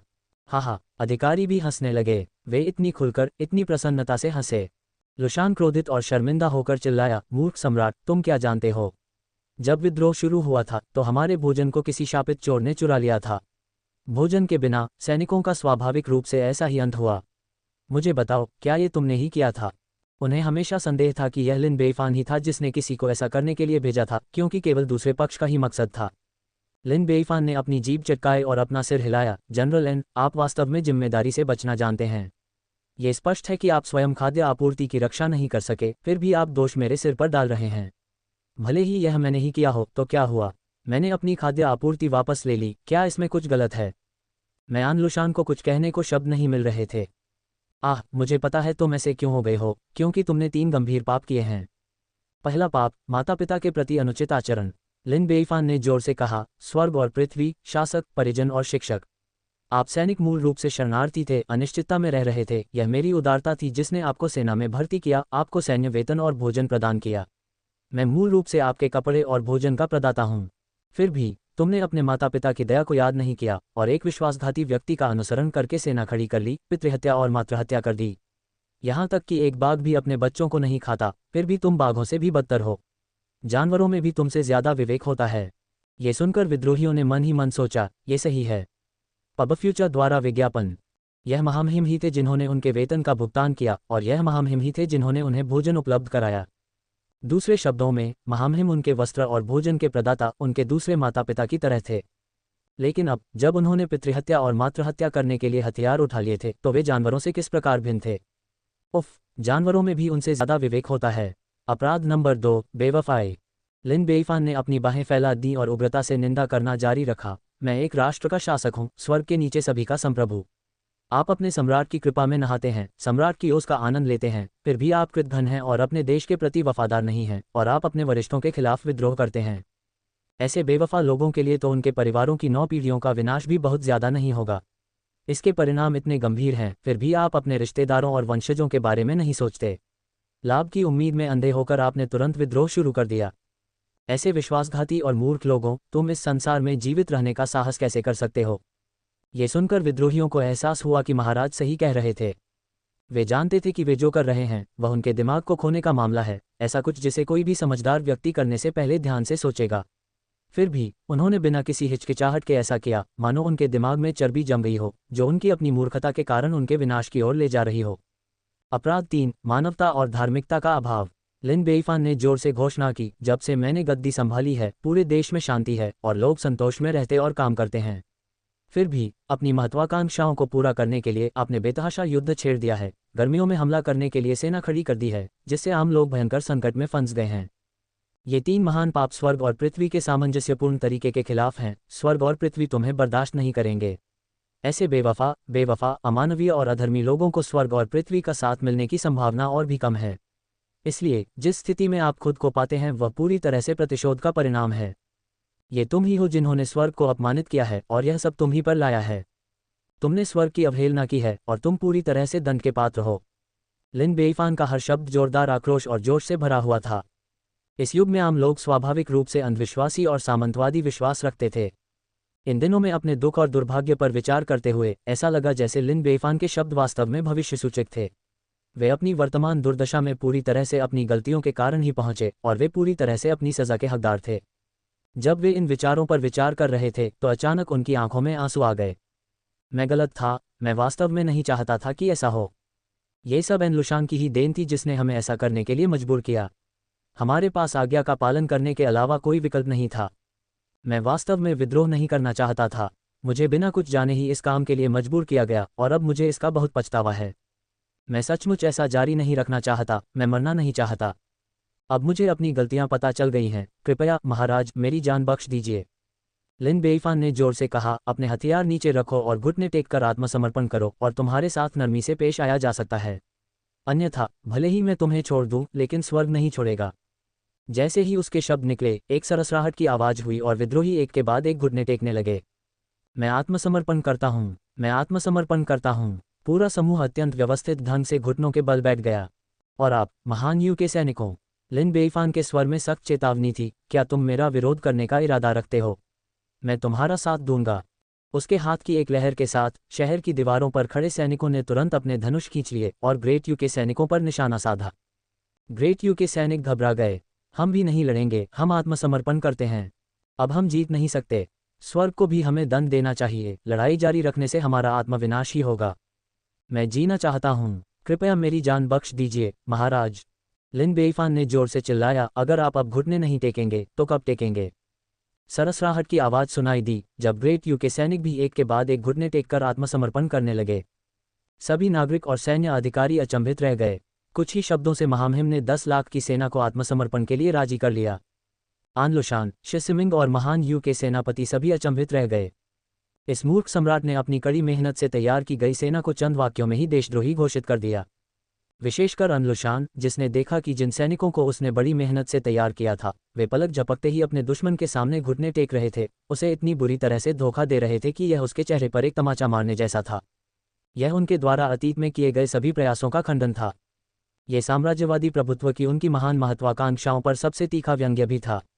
लुशान क्रोधित और अपमानित होकर दहाड़ते हुए बोला, घुटने मत टेको, खड़े हो जाओ तुम सब, मैं तुम्हारा सच्चा स्वामी हूं, अगर तुम्हें घुटने टेकने चाहिए तो मेरे सामने, उस मूर्ख सम्राट के सामने नहीं। हालांकि इस समय तक किसी ने भी उनकी बात पर ध्यान नहीं दिया।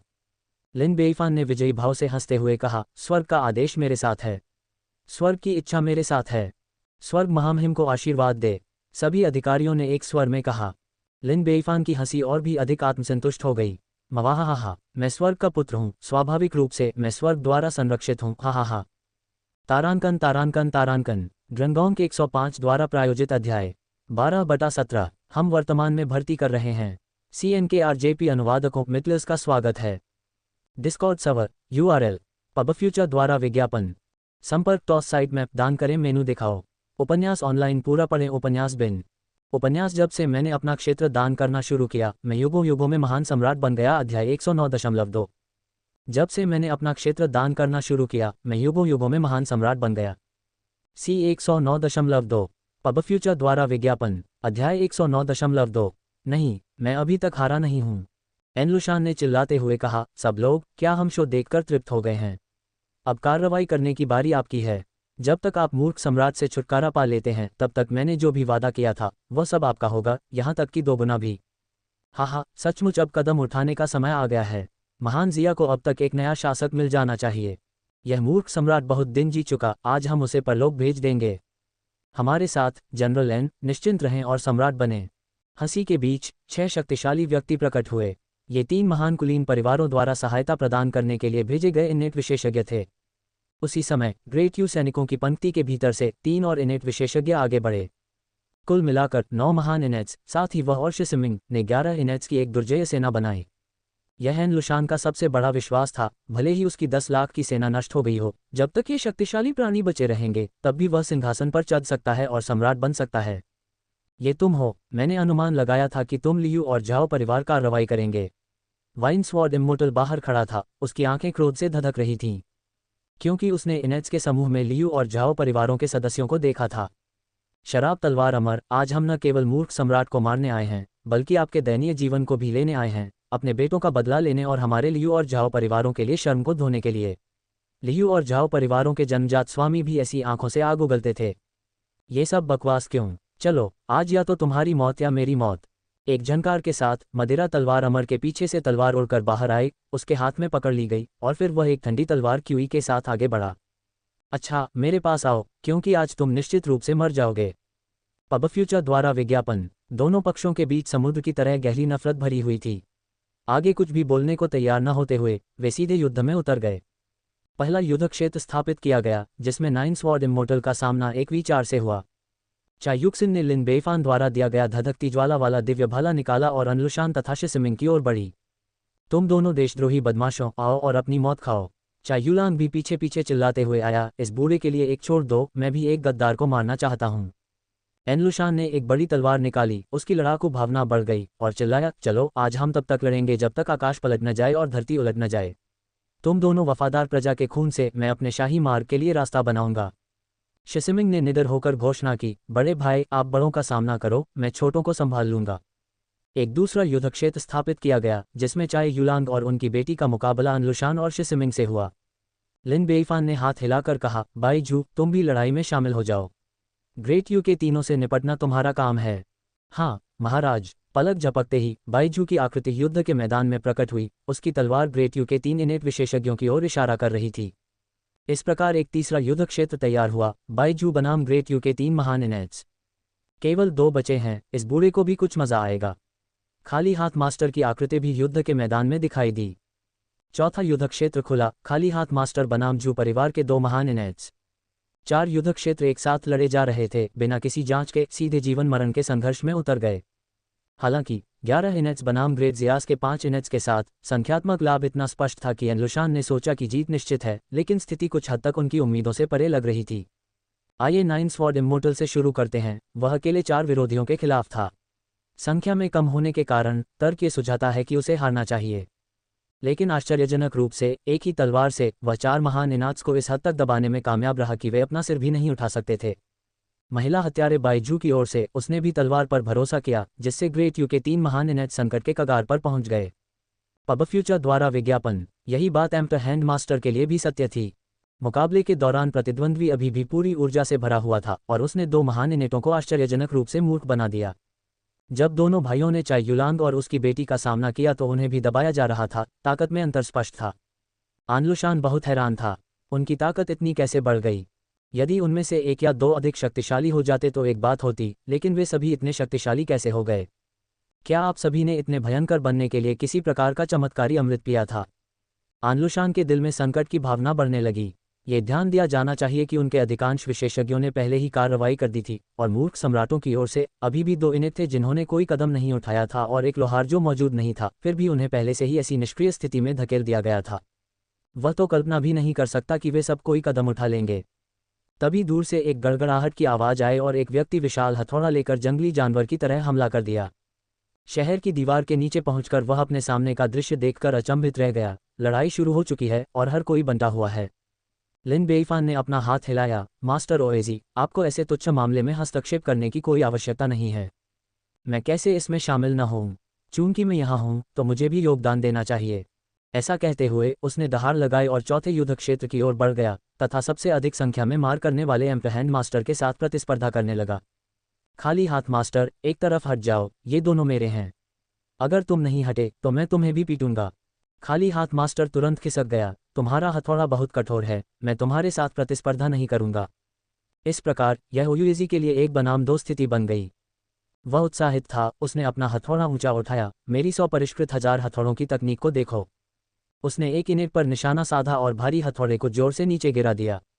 ओएजी के पास एस्ट्रल क्यूई स्तर की ताकत थी और अपने दिव्य हथियार के साथ उसके पास इंपीरियल क्यूई के मास्टर के बराबर शक्ति थी। इस हथौड़े के प्रहार से उसने सीधे जू परिवार के एक सदस्य को कुचल दिया, जिससे उसके आंतरिक अंग टूट गए। वह जमीन पर पड़ा था, लगातार खून की उल्टियां कर रहा था। उसकी जान खतरे में थी। तीसरे भाई, जू परिवार के एक सदस्य इन्नेट ने चिल्लाकर कहा, चिल्लाना बंद करो, तुम जल्द ही उसके साथ शामिल हो जाओगे। मेरे तूफान हथौड़ा का गवाह बनो। इसके साथ ही एक भारी हथौड़ा उसकी ओर घुमाया गया। उसने तुरंत बचने की कोशिश की, लेकिन 2 बार बचने के बाद भी हथौड़ा उस पर लगा और वह कटी हुई पतंग की तरह जमीन पर गिर गया। युद्ध में विजयी लिन बेईफान गर्व से हंसा। और कौन? हा। ओएजी भी गर्व से हंसने लगा। तुम सही कह रहे हो, इस बूढ़े आदमी के हथौड़े के एक वार को और कौन झेल सकता है? हा। इतनी आसानी से उसने 2 इनेट से निपट लिया कि वहां मौजूद हर कोई हैरान रह गया। विद्रोहियों के बीच सभी जनजात स्वामियों के दिलों और शरीर में ठंडक महसूस हुई। उनमें से प्रत्येक ने ध्यान नहीं दिया कि कहीं वे उस महान लौह हथौड़े के विनाशकारी प्रहार का अगला लक्ष्य न बन जाएं। लुशान के चेहरे में भारी परिवर्तन आया। ये लोहार बहुत भयंकर था। प्रत्येक इनेट के लिए एक हथौड़ा, कितने लोग इसका सामना कर सकेंगे? यह आदमी तो संतुलन को पूरी तरह बिगाड़ रहा था। लुशान को लगा कि वह अब और इंतजार नहीं कर सकता और उसने आसमान की ओर चिल्लाते हुए कहा, क्या तुम अब कार्रवाई नहीं करोगे? क्या तुम बस हमें मरते हुए देखते रहोगे? तारांकन तारांकन तारांकन। ड्रंगोंग के 105 द्वारा प्रायोजित अध्याय 13/17 हम वर्तमान में भर्ती कर रहे हैं। CNKRJP अनुवादकों मितलस का स्वागत है। Discord server URL pub future द्वारा विज्ञापन। संपर्क टॉस साइट मैप दान करें मेनू दिखाओ। उपन्यास ऑनलाइन पूरा पढ़ें। उपन्यास बिन। उपन्यास जब से मैंने अपना क्षेत्र दान करना शुरू किया मैं युगों युगों में महान सम्राट बन गया। अध्याय 110.1 जब से मैंने अपना क्षेत्र दान करना शुरू किया मैं युगों युगों में महान सम्राट बन गया। C 110.1 पब फ्यूचर द्वारा विज्ञापन। अध्याय 110.1 जैसे ही यह आवाज पड़ी, हरे वस्त्र पहने एक बुजुर्ग व्यक्ति युद्ध के मैदान में प्रकट हुआ। वह लंबा था, उसके हाथ लंबे थे और उसकी पतली हड्डीयुक्त काया पर गोटी दाढ़ी थी। उसकी आंखें ठंडी और उदासीन थीं, जो एक ही नज़र में पूरे मैदान को देख लेती थीं। जो भी उसकी निगाह में आता उसकी हड्डियों में ठंडक दौड़ जाती। आप सिर काटने वाले हाथ चौयिन हैं? खाली हाथ मास्टर ने कहा। ये पूजनीय सिर काटने वाला हैन चौयिन कौन है? ओएजी ने पूछा। खाली हाथ मास्टर ने तुरंत समझाया, सिर काटने वाला हाथ चौयिन नदियों और झीलों में एक कुख्यात व्यक्ति है, एक कुख्यात हत्यारा जो अपने हाथों से लोगों के सिर कुचलने में आनंद लेता है, इसलिए इसका नाम सिर काटने वाला हाथ रखा गया है। सबसे महत्वपूर्ण पहलू उसकी ताकत है। वह इंपीरियल क्यूई के शिखर पर पहुंच गया है, ग्रैंड मास्टर बनने से बस एक कदम दूर। उसकी शक्ति इतनी अपार है कि दुनिया भर में दुश्मन होने के बावजूद वह अछूता और कानून से ऊपर है। जैसे ही खाली हाथ मास्टर ने स्पष्टीकरण दिया, सभी ने तेजी से सांस ली। इसमें कोई आश्चर्य नहीं कि एक नज़र ही रीढ़ में सिहरन पैदा करने के लिए पर्याप्त थी। प्रतिद्वंद्वी न केवल शक्तिशाली था, बल्कि निर्दयी और क्रूर सामूहिक हत्यारा भी था। हर किसी को सावधान रहना चाहिए, यह आदमी इतना शक्तिशाली है कि इसका सीधे सामना नहीं किया जा सकता। खाली हाथ मास्टर ने ऊंची आवाज में चेतावनी दी। उस समय सिर काटने वाले हैन चौयिन ने एन लोशान, शी सिमिंग और अन्य लोगों की ओर एक असंतुष्ट खर्राटे के साथ कहा और एक ऐसे स्वर में कहा जो न तो भारी था और न ही हल्का, तुम सच में बेकार हो। तुम में से 11 बनाम 6 और फिर भी तुमने दुगने नुकसान की कीमत चुकाए। अगर तुम मेरे आदमी होते तो मैं तुम्हें शर्मिंदा होने से बचाने के लिए पहले ही तुम्हारे सिर कुचल देता। आन लोशान, शी सिमिंग और अन्य लोग इस फटकार से शर्म और क्रोध से लाल हो गए। अफसोस, जब शक्ति कम हो तो डांट ही सहनी पड़ती है। अपने ही लोगों को दंडित करने के बाद सिर काटने वाले हाथ चौयिन ने अपनी नज़र ओएजी की ओर घुमाई। उसकी आंखें सिकुड़ गईं, जिससे एक भयावह आभा निकल रही थी। ओएजी, मैं एक दुर्लभ मास्टर तलवारबाज के रूप में आपका सम्मान करता हूँ, एक ऐसी प्रतिभा जो मिलना मुश्किल है। नीचे उतरो और इस मामले में शामिल मत हो, अन्यथा तुम्हारा कीमती जीवन खोना शर्म की बात होगी। एक बड़ा सा लोहे का हथौड़ा थामे हुए ओएजी ने कहा, डर शब्द मेरे जीवन में कभी अस्तित्व में ही नहीं रहा। मैं देखना चाहता हूं कि तुम्हारा सिर काटने वाला हाथ ज्यादा शक्तिशाली है या मेरा हथौड़ा ज्यादा शक्तिशाली है। तुम अपने आप को बहुत ज्यादा आंकते हो। चूंकि तुम मौत की तलाश में इतने आमादा हो, इसलिए मैं तुम्हारी मदद करूंगा। उन शब्दों के साथ उसका शरीर एक सियान इंद्रधनुष में बदल गया और एक भारी जानलेवा आभा के साथ ओएजी की ओर बढ़ रहा था। ओएजी ने जोश से भरकर दहाड़ते हुए कहा, आओ, मेरे तूफानी हथौड़े के प्रहार को स्वीकार करो। ऐसा कहकर उसने तुरंत दोनों हाथों से हथौड़ा पकड़ लिया, पूरी ताकत से उछला और पूरी ताकत से सबसे भयंकर प्रहार किया। हुश, हथौड़ा तेज गति से हवा में उछला, जिससे एक भयानक बवंडर पैदा हो गया। फिर अपने रास्ते में आने वाली हर चीज को ध्वस्त करने की गति के साथ ये तेजी से आ रहे सिर काटने वाले हैन चौयिन की ओर टूट पड़ा। हथौड़ों के गिरने से किसी व्यक्ति की तो बात ही छोड़िए, पृथ्वी भी फट सकती थी और फट सकती थी। हालांकि सिर काटने वाला हाथ चौयिन शुरू से अंत तक पूरी तरह शांत रहा। उसकी आंखों में डर का जरा भी आभास नहीं था। बिजली की तेजी के साथ, जो कानों को ढकने का भी समय नहीं देती, उसने तेज तलवार की तरह बवंडर को चीर दिया। फिर अपना सूखा दाहिना हाथ बढ़ाकर ओएजी की मुट्ठी में पड़े बड़े लोहे के हथौड़े को पकड़ने की कोशिश की। ओएजी ने व्यंग्य किया, ये सोचना कि तुम अपने नंगे हाथों से मेरा हथौड़ा पकड़ सकते हो, एक सपने से कम नहीं है। देखो, मैं तुम्हारे हाथों को चकनाचूर कर देता हूँ। इसके साथ ही हथौड़ा और भी तेजी से नीचे की ओर झुका। पब फ्यूचर द्वारा विज्ञापन। सिर काटने वाला हाथ चौयिन भावशून्य रहा और बड़े हथौड़े की ओर हाथ बढ़ाता रहा। तभी एक जोरदार आवाज हुई और उस सूखे हाथ ने, जिसमें बहुत कम ताकत दिख रही थी, हथौड़े को मजबूती से पकड़ लिया। ये कैसे संभव है? ओएजी दंग रह गया। उनका हथौड़ा अनगिनत सामग्रियों और प्रयासों से निर्मित एक दिव्य हथियार के रूप में जाना जाता था। उनकी अनोखी तकनीक से प्रेरित होने के बाद इसकी शक्ति धरती हिला देने वाली थी। इससे एक छोटा सा पहाड़ भी टुकड़े टुकड़े हो सकता है। लेकिन अब वास्तव में इसे प्रतिद्वंद्वी ने एक हाथ से पकड़ लिया था। आसपास के सभी लोग दंग रह गए। वे जानते थे कि ऐसे भयानक हथौड़े के प्रहार से दूर रहना चाहिए, लेकिन सिर काटने वाले हाथ चौयिन ने वास्तव में इसे एक हाथ से पकड़ लिया। प्रदर्शित शक्ति सचमुच भयावह थी। ओएजी, क्या यही तुम्हारी शक्ति की सीमा है? सिर काटने वाले हाथ चौयिन ने व्यंग्य किया, मुझे लगा कि तुम ज्यादा शक्तिशाली हो। अब मैं कुछ हद तक निराश हूं। छोड़ो, मुझे छोड़ो। ओएजी ने अपने दांत पीसते हुए दोनों हाथों से पूरी ताकत लगाई।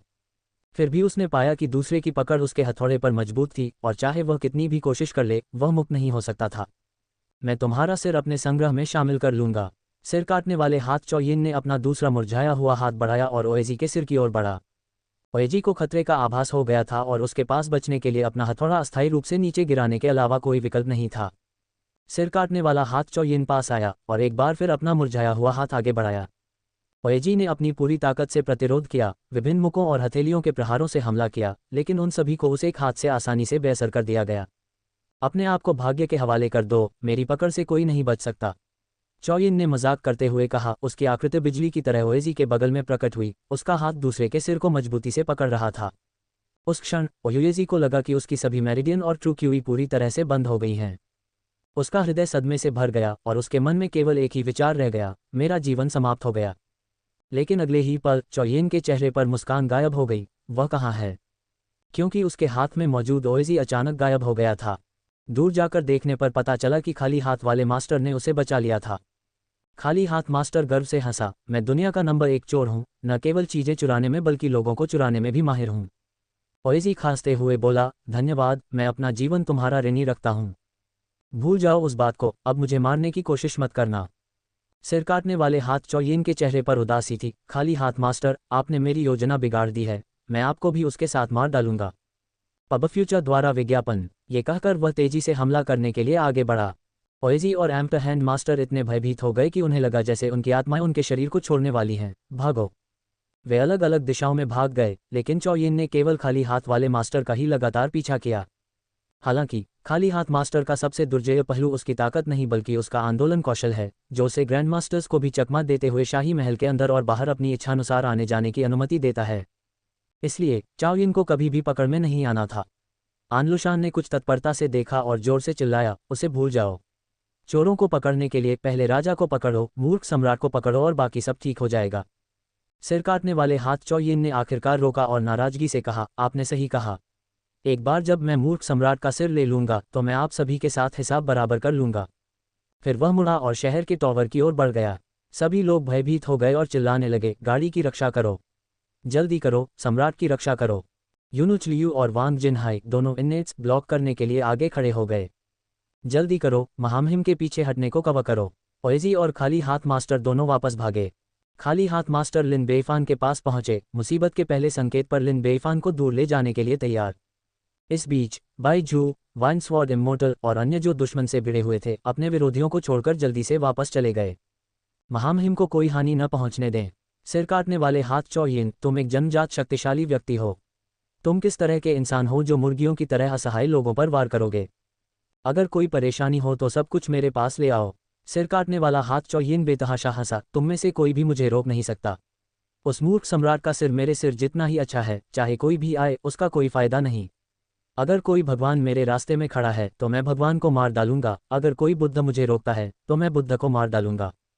पलक झपकते ही वह 100 झांक से अधिक की दूरी पार कर चुका था और अब वह शहर के टॉवर से 30 झांक से भी कम दूरी पर था। आनलुशान, शिसिमिंग और अन्य लोगों को जीत की एक झलक दिखाई दी। चाई युक्सिन, बाईजू और अन्य लोग चिंता से भर गए। खाली हाथ मास्टर ने तत्परता से कहा, महाराज मैं आपको अभी ले जाऊंगा, कसकर पकड़िए। लिन बेईफान ने उदासीनता से कहा, जल्दी मत करो, वह मरने वाला है। खाली हाथ मास्टर आश्चर्यचकित रह गया। आह! जैसे ही ये शब्द गिरे, आकाश से एक तलवार की रोशनी उतरी। यद्यपि इसे तलवार की रोशनी कहा गया था, लेकिन यह विशेष रूप से बिना छाया के आई और बिना किसी निशान के चली गई। वास्तव में किसी ने इसे नहीं देखा। यहाँ तक कि सिर काटने वाले हाथ चौयिन को भी अपनी ओर उड़ती हुई रोशनी की केवल एक झलक ही दिखी। उसने खतरे को भांप लिया और उससे बचने की कोशिश की, और फिर उसके बाद फिर कुछ नहीं हुआ। भीड़ की आश्चर्यचकित निगाहों के सामने शहर के टॉवर की ओर बढ़ रहे सिर काटने वाले हैन चौयिन का सिर उसके धड़ से अलग कर दिया गया। उसका धड़ आगे की ओर बढ़ता रहा, जबकि सिर पीछे की ओर झुकता रहा। सिर हवा में उछला, खून बिखरा और फिर भारी आवाज के साथ जमीन पर गिरा। इस बीच गति से प्रेरित होकर सिरविहीन शरीर शहर के टॉवर के शीर्ष पर पहुंच गया और एक समान धमाके के साथ गिर गया और लिन बेईफान के सामने घुटने टेक दिए, जैसे कि पश्चाताप की मुद्रा में हो। इस दृश्य ने वहां उपस्थित सभी लोगों को बहुत स्तब्ध कर दिया। एक मौत जैसा सन्नाटा छा गया। जमीन पर बेजान पड़े उसके सिर को देखकर हर कोई स्तब्ध रह गया। उसकी आंखें अभी भी मृत्यु की हालत में खुली हुई थीं। उन्होंने शहर की दीवार पर घुटनों के बल बैठी आकृति पर नजर डाली। क्या ये संभव है कि जनजातशाही क्यूई के शिखर पर स्थित महान गुरु चौयिन का अंत सचमुच ऐसे ही हुआ हो? एक ही चाल से हार गए, लेकिन वह इतना शक्तिशाली था, कौन उसे एक पल में हरा सकता था? ये हो सकता है, केवल एक ग्रैंड मास्टर के पास ही चौयिन को तुरंत मारने की ताकत होगी। ग्रेट जिया ने वास्तव में एक ग्रैंड मास्टर की मदद ली थी। कितना भयानक! उस समय लिन बेईफान चिल्लाया, सिर काटने वाले हैन चौयिन को मार दिया गया है। क्या आप विश्वासघाती विद्रोहियों को जल्दी से नहीं पकड़ेंगे? मदिरा तलवार अमर, खाली हाथ मास्टर और अन्य अपने होश में आए और जवाब दिया, हाँ महाराज। इसके बाद उन्होंने अपने मूल विरोधियों से लड़ाई जारी रखी। हालांकि आनलुशान, शिसिमिंग और अन्य लोग पहले से ही इतने भयभीत थे कि उनकी हड्डियां जम गई थीं और उनमें लड़ने की इच्छाशक्ति भी खत्म हो गई थी। उन्होंने एक दूसरे को देखा और बिना सहमत हुए कहा, भागो। फिर वे तितर बितर हो गए और सभी दिशाओं में भाग गए। तथागत पाम। अचानक बुद्ध के प्रकाश से प्रकाशित कई बड़े ताड़ के पेड़ आकाश में प्रकट हुए। उन्होंने भागते हुए इन स्वामियों को ऐसे भगाया जैसे वे मक्खियां मार रहे हों। वे बच नहीं सकते। अगर आपके पास कोई बदला है तो ले लो और अपनी शिकायतों का निवारण करो। वाइन्सवोर्ड इमोर्टल और अन्य लोग बहुत खुश थे। धन्यवाद महाराज। तारांकन तारांकन तारांकन। TLN you lost record $20 tip के साथ आ रहा है, बहुत बहुत धन्यवाद। 14/17 14 से ज्यादा 32। हम वर्तमान में भर्ती कर रहे हैं। CNKRJP अनुवादकों मितलस का स्वागत है। Discord server URL pub future द्वारा विज्ञापन संपर्क टॉस साइट मैप दान करें मेनू दिखाओ उपन्यास ऑनलाइन पूरा पढ़ें उपन्यास बिन उपन्यास जब से मैंने अपना क्षेत्र दान करना शुरू किया मैं युगों युगों में महान सम्राट बन गया अध्याय 110.2 जब से मैंने अपना क्षेत्र दान करना शुरू किया मैं युगों युगों में महान सम्राट बन गया C 110.2 पब फ्यूचर द्वारा विज्ञापन अध्याय 110.2 और इस प्रकार इनेट्स की महान लड़ाई जारी रही। एक और वे लोग थे जो हतोत्साहित थे और लड़ने के लिए तैयार नहीं थे, उनका मनोबल काफी कम हो गया था और उनकी लड़ाकू शक्ति गंभीर रूप से कम हो गई थी। दूसरी ओर एक छिपे हुए ग्रैंड मास्टर के नेतृत्व में उनका मनोबल ऊंचा था और उनकी युद्ध शक्ति आसमान छू रही थी, जिससे उनके विरोधियों का इस हद तक सफाया हो गया कि उनकी आत्माएं बिखर गईं। कुछ ही समय में बाइजू ने सबसे पहले 3 लोगों का सिर काटकर युद्ध समाप्त कर दिया। उसके पीछे वाइन्सवॉर्ड इमोर्टल था, जिसने अकेले ही 4 लोगों को मार डाला, अपनी दुश्मनी का बदला लिया और खुशी खुशी बढ़िया शराब का आनंद लिया। अंत में केवल अनलुशान और शिसिमिंग ही जीवित बचे। हालांकि उन दोनों की मार्शल क्षमताएं छीन ली गईं और उन्हें न्याय का सामना करने के लिए लिन बेईफान के सामने लाया गया। महाराज, कृपया मुझे क्षमा करें। आपका विनम्र सेवक विश्वासघाती बदमाशों के बहकावे में आ गया, चर्बी के नशे में अंधा हो गया और इस तरह से देशद्रोही कृत्य कर बैठा। मेरा ऐसा कोई इरादा नहीं था। अब मुझे अपनी गलती का एहसास हो गया है। कृपया मुझे जीने का मौका दें। कृपया कानून से परे दया दिखाएं। मैं आपके सामने झुक रहा हूं। मैं आपके सामने झुक रहा हूं। दोनों विश्वासघाती अधिकारी जमीन पर घुटने टेककर फूट फूट कर रोने लगे। वे पहले जितने अहंकारी थे अब उतने ही निकृष्ट भी हो गए थे। महाराज, आपको उन्हें कतई नहीं छोड़ना चाहिए। इन 2 विश्वासघाती और विश्वासघाती बदमाशों के लिए केवल मौत ही माफी का साधन हो सकती है। महामहिम, उन्हें फांसी न देने से जनता संतुष्ट नहीं होगी। हर कोई बहुत क्रोधित था और कड़ी सजा की उम्मीद कर रहा था। लिन बेईफान ने मुस्कुराते हुए कहा, माननीय मंत्रीगण, आप बहुत सच बोल रहे हैं। न्याय मंत्री किन्हुई, आप कहाँ हैं? आपका विनम्र सेवक यहाँ है। किन्हुई खड़ी हो गई। लिन बेईफान ने जोर से घोषणा की, इन 2 विश्वासघाती अधिकारियों को ले जाओ और उन्हें 1000 घावों से मौत के घाट उतार दो। याद रखो, तुम्हें कम से कम 3000 घाव काटने होंगे और उन्हें मरने देने से पहले 3 दिनों तक ऐसा करना होगा। आनलुशान और शिसिमिंग इतने भयभीत हो गए कि उनके चेहरे पीले पड़ गए। यह मूर्ख सम्राट वास्तव में उन्हें 1000 घावों से मौत की सजा देना चाहता था, जो सबसे क्रूर दंडों में से एक है। पब फ्यूचर द्वारा विज्ञापन एक मार्शल कलाकार के शरीर के साथ भी वे इसका सामना नहीं कर सके। नागरिक और सैन्य अधिकारियों के चेहरे पीले पड़ गए। 1000 घाव देकर मौत की सजा, ये सचमुच बहुत क्रूर और अमानवीय था। हालांकि उनके द्वारा किए गए पापों को देखते हुए ऐसा लगता है कि उन्हें वही मिला जिसके वे हकदार थे। यह विनम्र सेवक आदेश का पालन करता है। किन्हुई ने ऊंची आवाज में घोषणा की। विशेषकर जनरल एनलुशान। लिन बेईफान ने अपना हाथ बढ़ाया और एनलुशान के गोलमटोल गालों पर चुटकी ली। देखो, वह कितना मोटा है, उसके शरीर पर इतना मांस है। उसे 10,000 बार काटना कोई समस्या नहीं होनी चाहिए, है न? जितना ज्यादा तुम काटोगे और जितना ज्यादा समय लगेगा, मैं तुम्हें उतना ही ज्यादा इनाम दूंगा। हाँ महाराज। किन्हुई ने खुशी खुशी यह आदेश स्वीकार कर लिया। आनलुशान इतना भयभीत हो गया कि वह बेहोश होने वाला था। क्या उसे न केवल धीरे धीरे अंग भंग करके मार डाला जाना था, बल्कि उसे 10,000 घाव भी सहने थे। जितनी अधिक और लंबी कटौती होगी उतना बेहतर होगा। महाराज, मैं आपसे दया की भीख मांगता हूँ। मुझे अपनी गलती का एहसास है। कृपया मुझे शीघ्र मृत्यु प्रदान करें। मुझे इस प्रकार प्रताड़ित न करें। लिन बेईफान ने घृणा से अपना हाथ हिलाया। उसे ले जाओ, मैं उसे फिर से नहीं देखना चाहता। और जहां तक अन्य विद्रोही जनरलों की बात है, उन सभी को गिरफ्तार कर लो। उन्हें मुकदमे के लिए तीनों विभागों को सौंप दो और सुनिश्चित करो कि उन्हें कड़ी से कड़ी सजा मिले और बिना किसी नरमी के। हाँ महाराज। किन्हुई ने विद्रोही जनरलों को ले जाने का आदेश दिया। लिन बेईफान ने पुकारा, मुख्यमंत्री चाई युलांग कहाँ हैं?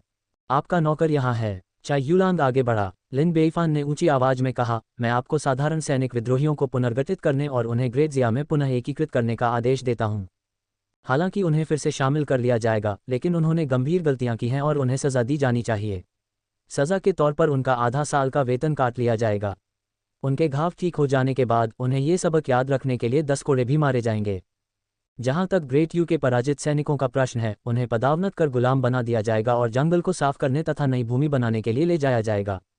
हाँ महाराज। चाई युलांग बहुत खुश था। आखिरकार उसे फिर से सेना की कमान मिल गई थी। पब फ्यूचर द्वारा विज्ञापन जनरल चाई युक्सिन और वांग जिनहाई कहाँ हैं? लिन बेईफान ने फिर पुकारा।